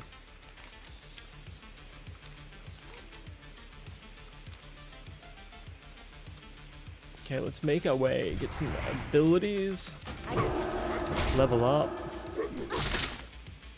So we'll be able to afford maybe one spell. Oh, it's so bad.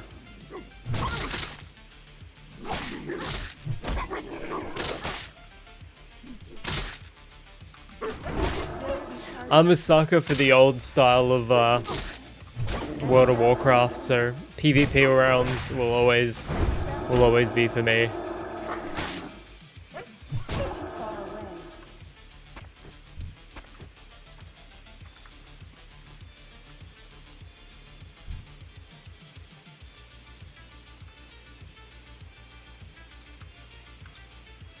You got tunes on all the realms.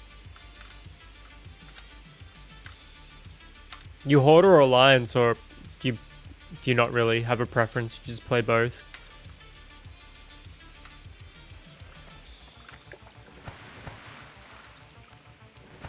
Cheers, Yash. I really appreciate that. This character, this paladin is a hardcore character though, so I can't be traded or anything like that, unfortunately. I don't think they can be traded.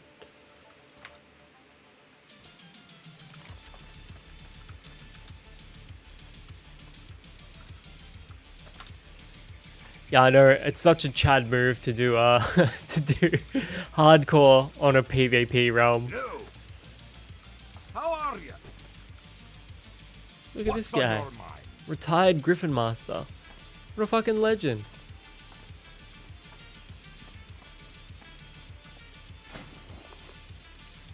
Oh, that's cool.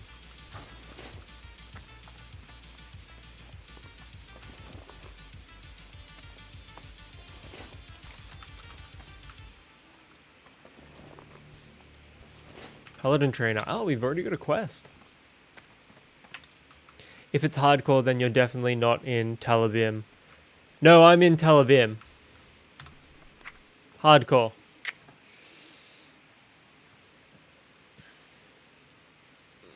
Oh, wrong one. There we go. Hardcore. I'll show you in a sec.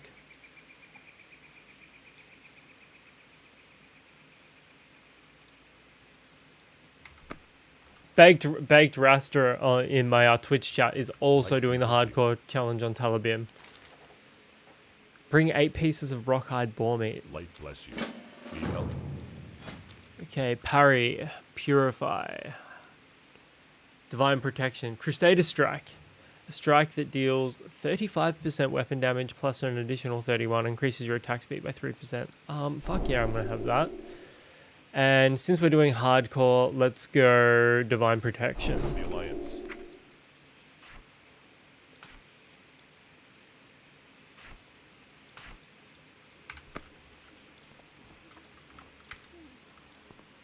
And I'll just show you in a second.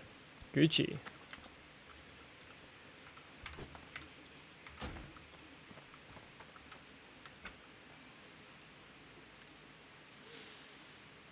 Talibim.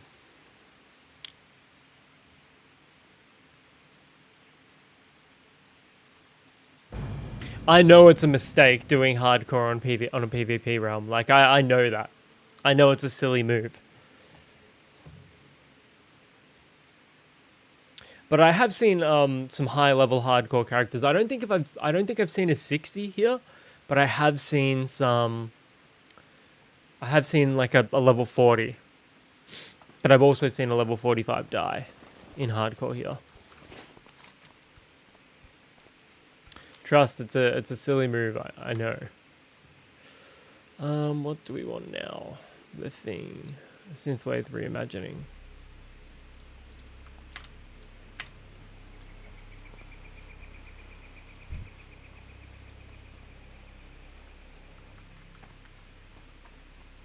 Must be a recent change. There was no hardcore in Telebim not long ago. Really?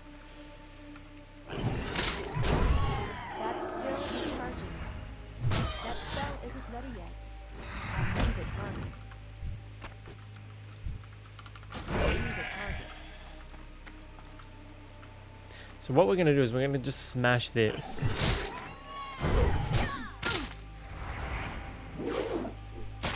That's still recharging.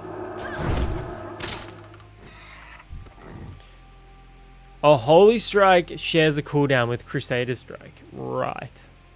I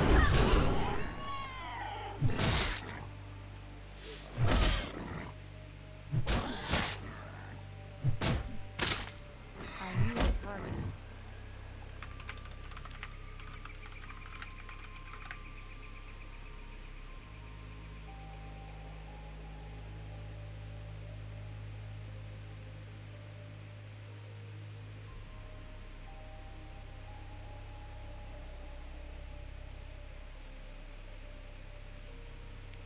So I think the thing is, maybe you can't be targeted by adjusting global announcements and cross-faction targeting. There are board, horde, and gold char at times, so careful. Yeah. I was just on my rogue earlier, and there were 2 level 60s camping.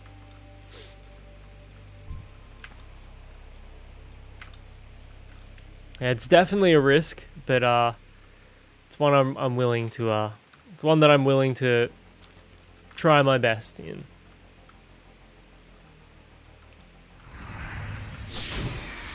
That spell isn't ready yet. That spell isn't ready yet. We'll see how we go. Afternoon, Maddie. What's going on, mate? Good to see you again.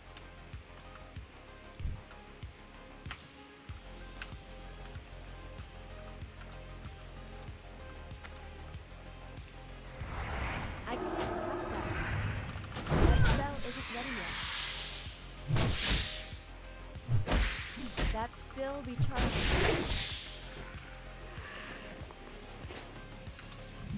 Okay, we've cheesed the we've cheesed it here. Pass that yet. I need a target. Ooh, 3 damage per second. Okay, we've just got a new weapon. Mining shovel. Nice. Hell yeah, look at our new shovel, everyone. That's so cool. I don't know if I've ever equipped that before. I've had it as a drop many times, but I don't know if I've ever equipped it. I'm sure I have at some point. Okay, let's go in here, see how we go.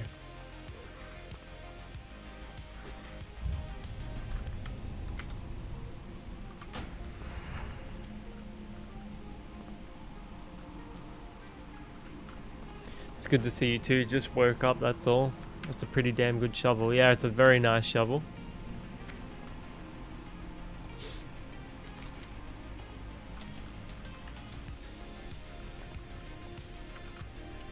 Someone must be in here because there's so many corpses.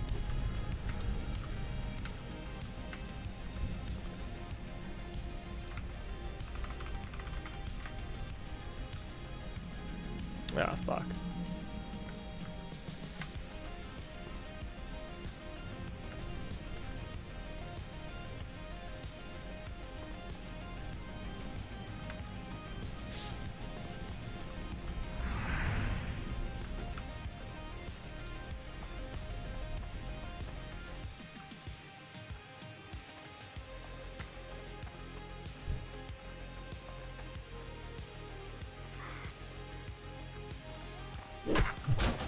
Still recharging.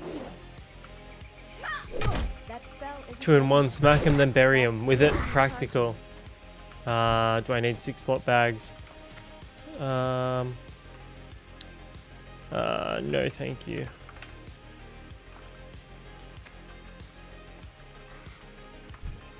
That spell isn't ready yet.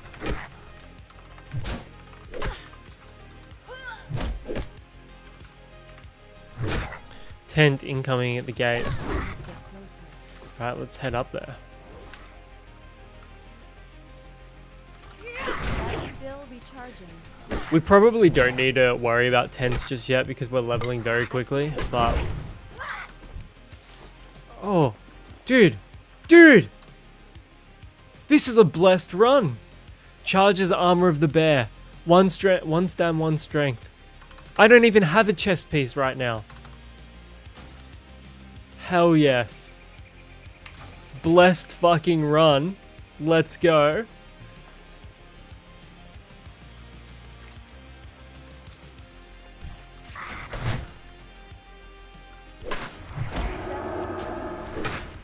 I can't pass that.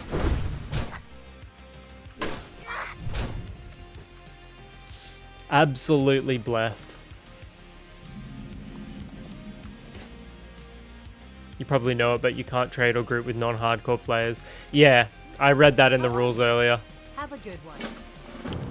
Well met. There was an official forum post about what the rules were. Because I'm just used to official hardcore rules. Where, like, you can... Like, on the official hardcore servers, you can, you know, group with people. You can do whatever you want, pretty much. But in this, it's basically solo self-found. Oh, we don't want to go over there.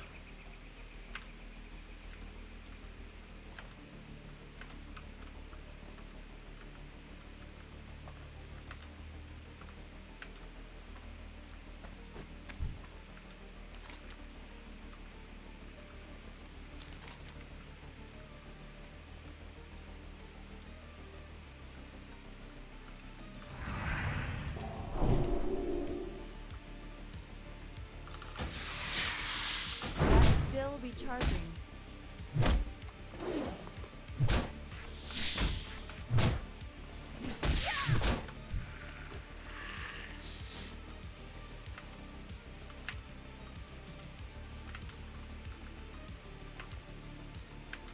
Okay, where are these idiots at? I need another spider.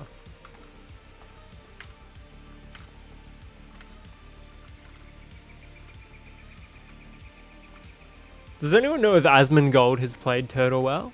What has he said about it? I'm curious.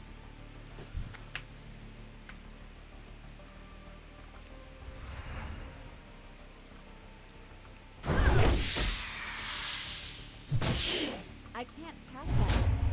I can't pass that.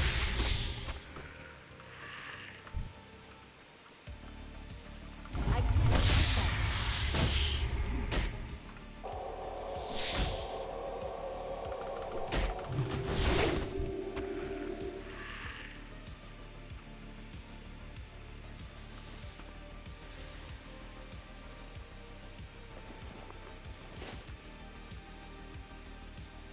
He doesn't play WoW anymore, let alone private servers. Yeah, I know that he doesn't play WoW. I didn't know if it was like all-encompassing or if he still tried out the private servers or anything like that. See, he's probably an example of like one of those streamers that if Blizzard saw that he was playing fucking Turtle WoW, they would nuke his account. King's honor, friend. Which is wrong when you think about it. Careful.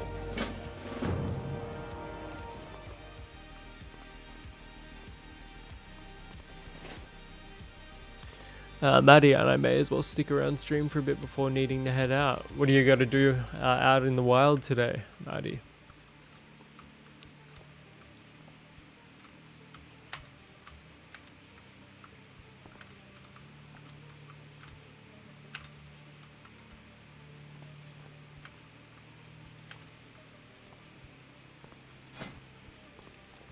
That's a fucking cool sword. Holy shit. That's massive. What are you looking for?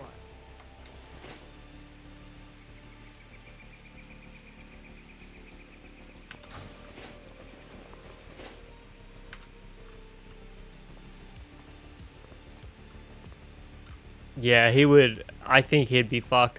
But here's the thing though.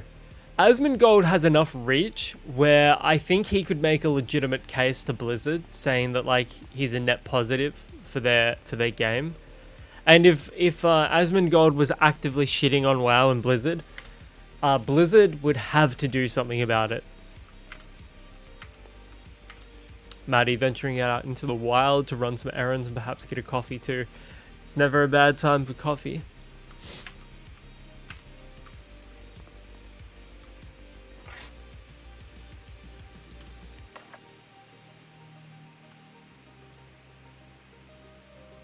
Okay. Piece of decor exactly as you want. Rotate, float, scale, and more to make your home a perfect reflection of your taste. And that's just the inside. The outside of your house is also customizable. Place your home how you want it on your plot. Add fountains, statues, planters, and more. Change out your windows. Pick the perfect chimney. Add a tower and decide on the door of your dreams. Exterior plots also have the same advanced mode as interiors for even more modification. At Midnight's official launch, If he wasn't heavily anti-Blizzard like he is now, then probs, yeah. Yeah, I know he's like reasonably anti-Blizzard, but I honestly think that he has enough pull with the WoW community that he could enact whatever change he pretty much wanted with the game. Like, he's definitely got more influence with the community that plays WoW, probably, than Blizzard do, honestly, at this point. Like, people are ride or die with Asmongold, but they don't give a with Zac, but they probably don't give a shit about Blizzard. you'll have a choice between exterior themes based on orcs, humans, blood elves, and night elves. These aren't just skins, they're full architectural styles with unique customization options. Orc homes feature hide rooftops, bonfires, and rugged surfaces. Human homes are rustic, with sturdy stone walls, warm wooden floors, and colorful banners. Level up your house to unlock more flexibility. New rooms and floors, bigger house sizes, increases in the number of spots for decor, and more. Every house is in a shared zone known as a neighborhood, where you and others can show off your homes, build community, and participate in rolling challenges to earn housing rewards. Neighborhoods feature a wide variety of biomes, from spooky forests and coastal plains in Founders Point to lush oases and windswept bluffs in razor-wind shores. All contain different kinds of plots. Some are secluded and quiet, while others are clustered for the socially vibrant. Your neighborhood is faction-coded in its aesthetics, but not faction-exclusive in its residency. You have the choice between two types of neighborhood. Private neighborhoods where guilds or groups of friends can form their own space. Public neighborhoods where you'll find a home among friends you haven't met yet. Private neighborhoods come in two varieties: guild neighborhoods, which scale to fit your guild roster, and charter neighborhoods, which are capped at 50 homes and are perfect for tight-knit communities. Endeavors are monthly neighborhood-wide activities that bring everyone together to complete tasks, unlock themed decorations, and contribute to helping your neighborhood evolve. Participate in endeavors to earn house XP and community coupons that give you access to exclusive decor. Above all, housing is designed to help you find your perfect space and transform it to your own fantasy haven. to create your own home, sweet home. And there you have it. Thank you so much on behalf of the entire World of Warcraft team This for guy joining us again. for this overview of Midnight. And if after what you just saw you can't wait to get your hands on housing, don't worry, because it's coming your way if you have Midnight in early December of this year. Thank you again, and we'll see you in Azeroth. You just know that Blizzard were like, fuck, we've got like the lowest public positive, we've got the lowest positive public sentiment we've pretty much ever had, at least since Warlords of Draenor. What can we fucking possibly do? I know, we've got one last ace up our sleeve. Let's do fucking player housing. Let's pull out the player housing card, and not only that, if these nerds want to build their fucking houses, they've got to buy our fucking Midnight slop to play it. Oh my god. Fuck me. It's just... oh man, I'm so over them. Like, they don't fucking care. You know, like, I can guarantee you they didn't want to put in player housing, but because they've got so, like, their public perception right now is so fucking low that they're like, we've got this, we've got the last ace up the sleeve. We can play the fucking player housing card. Boom, there you go. Now buy our expansion. And like Blizzard had the fucking audacity. They had this roadmap. It was like the next 25 years of roadmap for fucking World of Warcraft, and I'm like, can't. Like, all of us are gonna be fucking 50 in 25 years. Are you fucking kidding me? You fucking clowns.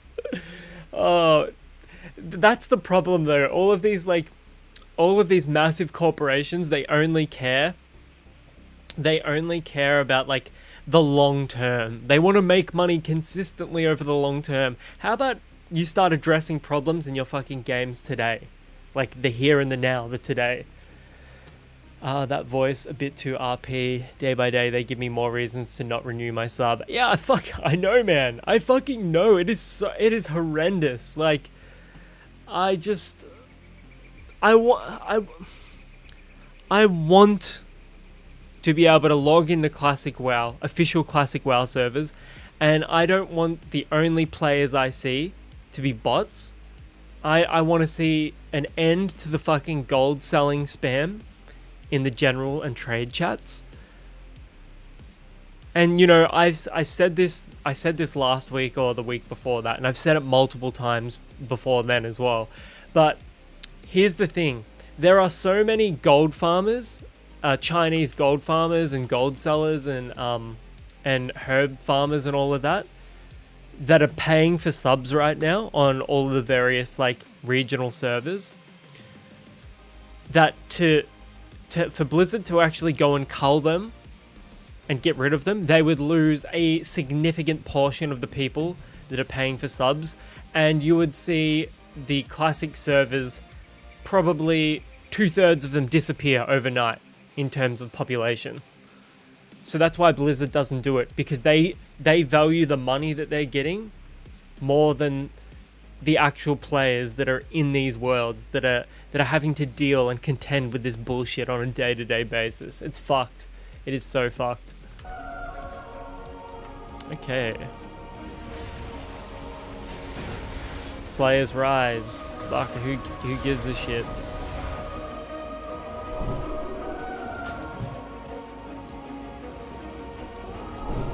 Lore walking updates. Oh my god. Situational outfit swapping. Oh my god, nice. Apex talents. Oh my lord, fantastic. Why is this so loud? Nameplate customization. What is nameplate customization? Let's have a look at this though.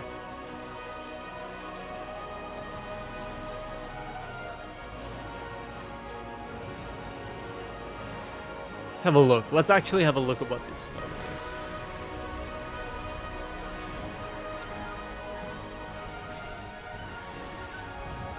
Plus them adding the one button rotation. You know they're fucking desperate. Death recap. Yeah, you know Blizzard are fucking desperate when they did the one button rotation. Friends, we hope you've enjoyed this deeper look at Midnight. Because they're As you gonna can see, bring it this out fight is on console. And they will probably make that free to play because they are so desperate. What do we want here? They are so desperate to make money. Yash, no gold farmers, no bots, no GDKP, no RTM, and no multi-boxes in Total WoW. But let's take them down because reasons. Yeah. It's a fucking remedy. Like, we play Total WoW because it's an improvement upon what Blizzard are doing with Classic. And to answer this, Blizzard go, they put on their thinking caps and they go, let's target them. Let's target them. That's the best course of action here. I can't cast that yet.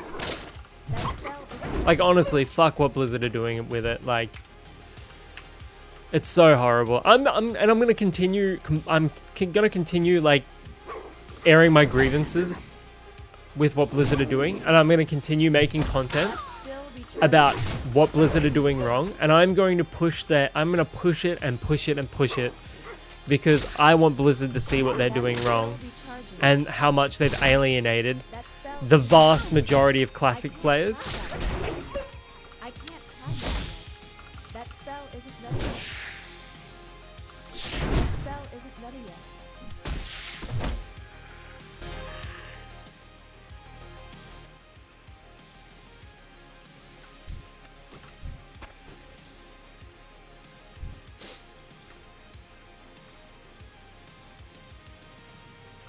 I can't cast that yet. I can't cast that yet. That spell isn't ready yet. Holy. Now I need to go kill these big boys. Where's this one? Right here. Yeah, okay. Let's see how much XP this gives me. That spell isn't ready yet. That spell isn't ready yet. Nice. Let's go hand this in.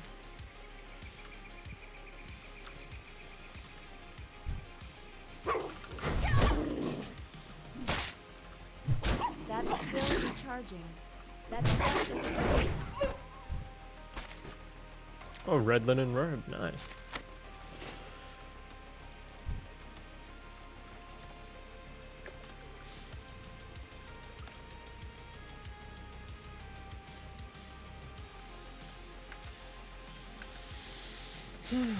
Maddie, it's profit, corporate greed. Yeah, well, it's definitely corporate greed, and they don't actually care what players want.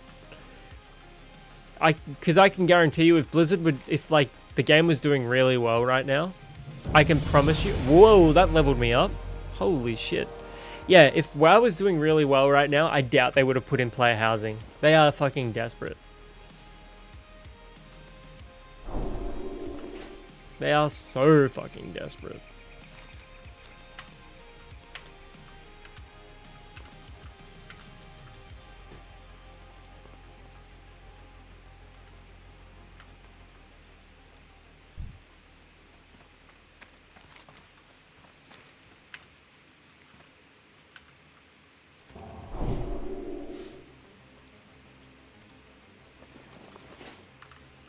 Come over here, you arachnid fuck. That spell isn't ready yet. That's still Yeah, I was just wondering how much recharging. Microsoft is to blame for the current state of Blizzard. I definitely reckon it's a contributing factor. I don't know if it's everything, but it's definitely a contributing factor. Look at the backlash against Call of Duty 7. You got work tonight? No, I don't, unfortunately. But yeah, I think a lot of what's at fault with WoW is the creative team, and especially the writing team, are fucking useless. That's still recharging. That spell isn't ready yet. That spell isn't ready yet. Like, they're incapable of writing something. They're incapable of, like, writing a story for retail that's engaging and it's worth exploring.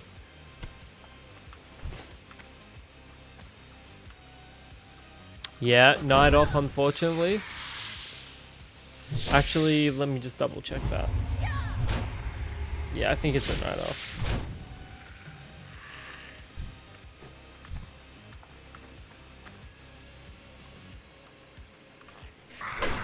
I can't cast that yet.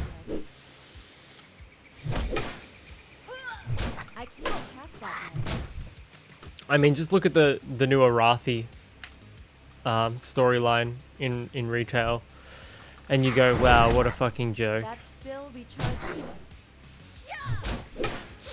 That spell isn't ready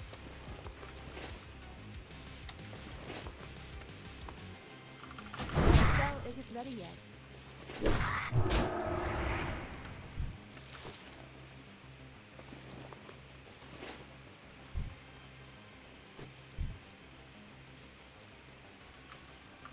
That spell isn't ready yet. So yeah, I would probably put at the top of the list Microsoft, and probably giving Blizzard like a true corporate structure and having them like probably kowtow to what Microsoft want ultimately.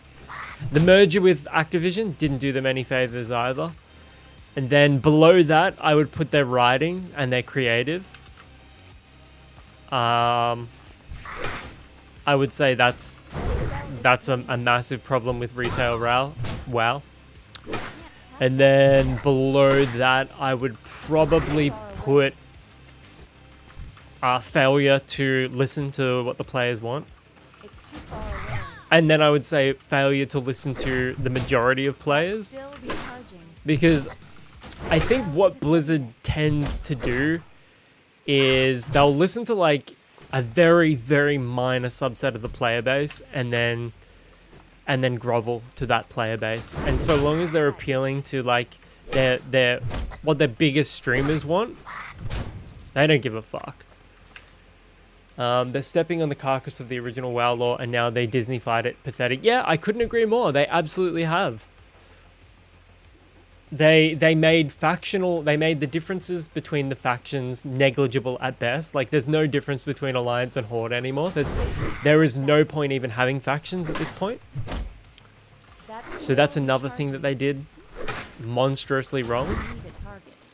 They de-emphasized any semblance of conflict between the factions because they don't want to. The game is called World of Warcraft, but they put no emphasis on the war anymore. That still be charging. Because it's not publicly perceived in a positive way. Fuck yes. Just got another bag. Yeah, baby.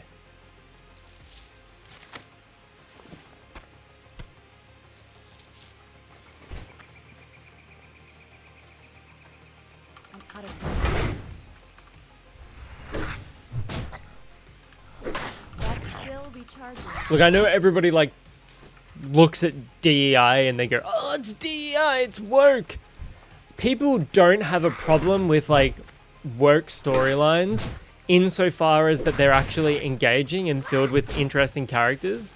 But outside of that, the problem with a lot of these like work DEI storylines is they're like inclusive and diverse for the sake of inclusivity and diversity without any thought or meaning behind it. It's like I said earlier in the stream, it's just merely to check off some boxes. Okay, well, let's introduce a new character. Okay, a male warrior. How about this? How about it's a female warrior, a rugged female warrior, and she's black and she's gay, and that's her entire character. It's like, people don't have a problem with that sort of shit, provided that what you're doing with the character is meaningful, and there's narrative cohesion to what that character is. But there's none of that in WoW anymore. World versus Alliance, nah, hugs and kisses, and now we're besties against the aliens. Yeah, that's the problem. There's no point even calling it World of Warcraft anymore. They need to just change the name. Like, World of Azeroth or something like that. Because it actually... Yeah, it better reflects what the game is, because there's no war in the game anymore. That spell isn't ready yet. That spell isn't ready yet. That's still recharging. That spell isn't ready yet. That spell isn't ready yet.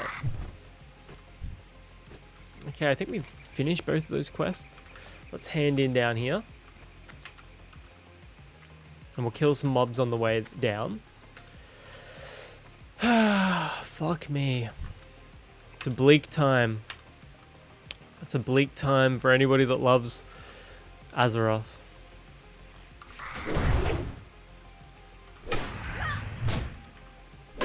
That spell isn't ready yet.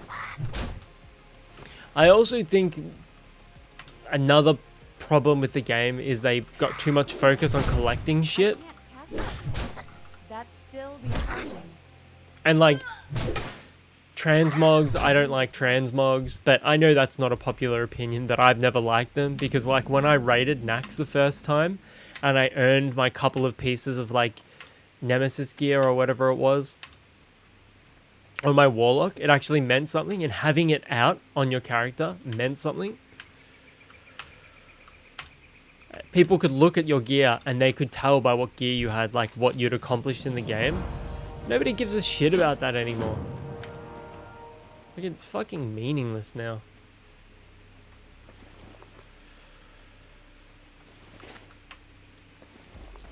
And I hate that. Like, I wish it were different. I wish, like, everything in this game had meaning. Something? Okay. Let's go hand this quest in. Okay, so we're going to hand it in down there, come back, and then go up to Goldshire. And I think that should get us a level. I need to get closer. Cast that yet. That spell isn't ready.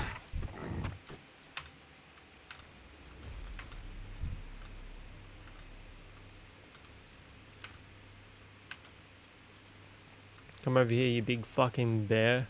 That spell isn't ready yet. That's still recharging.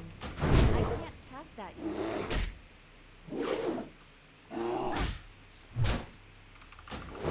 Range. Boom. Lot of XP just there.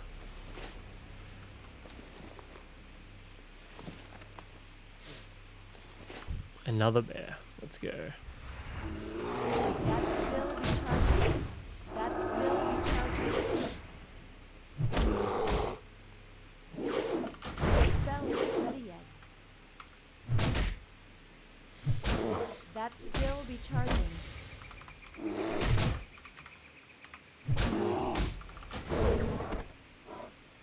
And they give me a lot of XP.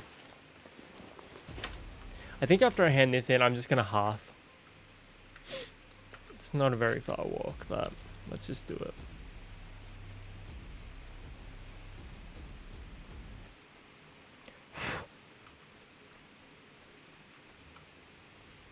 I got 2 quests to hand in down here.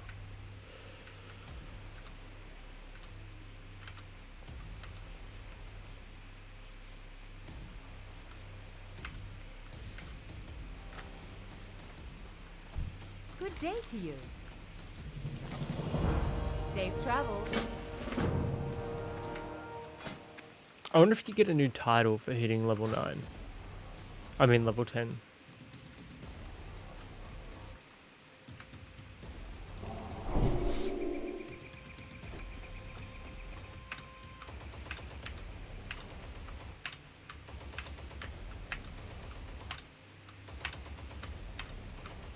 Is this gonna level me? I think it's gonna level me. What can I do for you? See you around. Fuck, it didn't level me.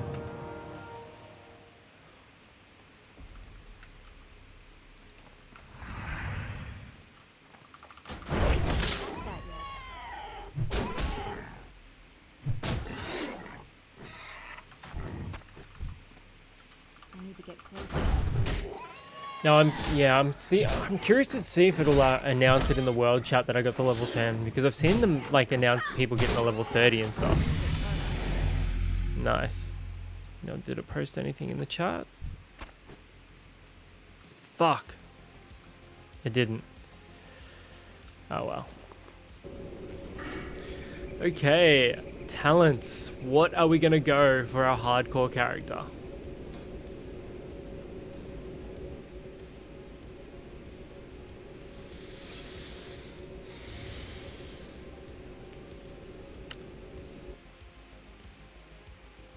Consecration? They must have just added consecration.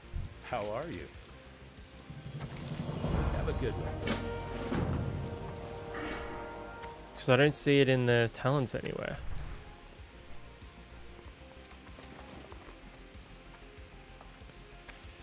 They changed. Now level 20 is min. Now level 20 is min for world announce. Ah, okay. Light Thank be you. with Okay, what do we got here?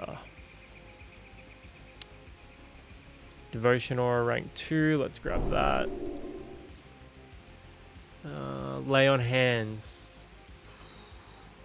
We can afford Seal of Righteousness or Lay on Hands for hardcore. Let's go. Let's go Lay on Hands. I think that's gonna be a little more clutch. Okay. Type dot HC1. Says there is no command. Where 1 is the min level you want to see deaths of. Dot. Type HK1. Minimum level for hardcore messages is now 1. Okay, thank you for that. Divine Strength, Divine Intellect, Protection, Improved Devotion Aura, Redoubt. Retribution, Improved Blessings. Benediction. Oh man, what are we gonna go?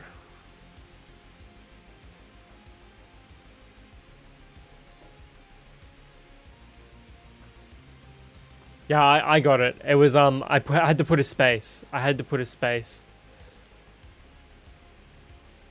between the HC and the 1. Okay. Protection.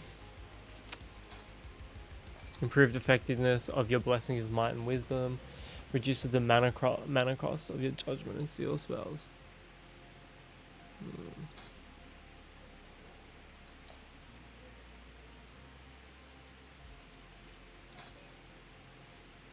What do we got here? Holy Judgment, Healing Light, Sanctity Aura, Lay on Hands, Illumination, Holy Shock, Holy Power, Daybreak, critically healing an ally, Repentance. If the target is immune to the effect, they repent for their sins, taking a holy damage each time they perform a melee attack. Ooh, that's good. You'll just get a text notification in chat. Now, if you want visual, official, classic 1 notifications with sound, you'll need an add-on. Let me know if you want the link. I'm all good for now, brother. But if you see me on my entombed character, on my hardcore character tomorrow or the next day, I'll ask then. What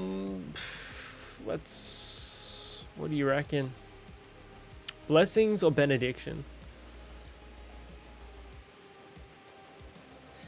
Reduces the mana cost of your judgment and seal spells.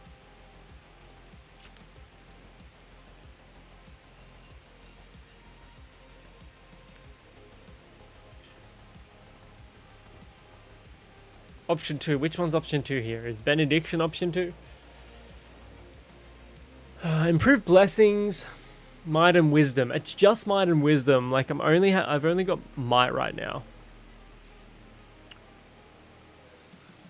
Cheers, Yash. Really appreciate it.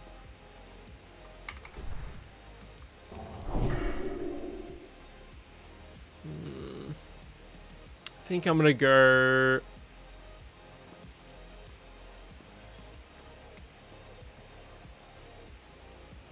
Let's go something a little different. Let's go mana cost.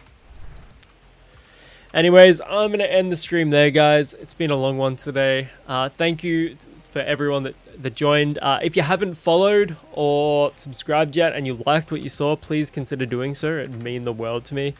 You can find me over on Twitch at Matty Demise if you'd prefer to watch on Twitch next time. Or I'm over on fucking YouTube, Matty Demise Streams. It's been an absolute pleasure. I hope everyone here has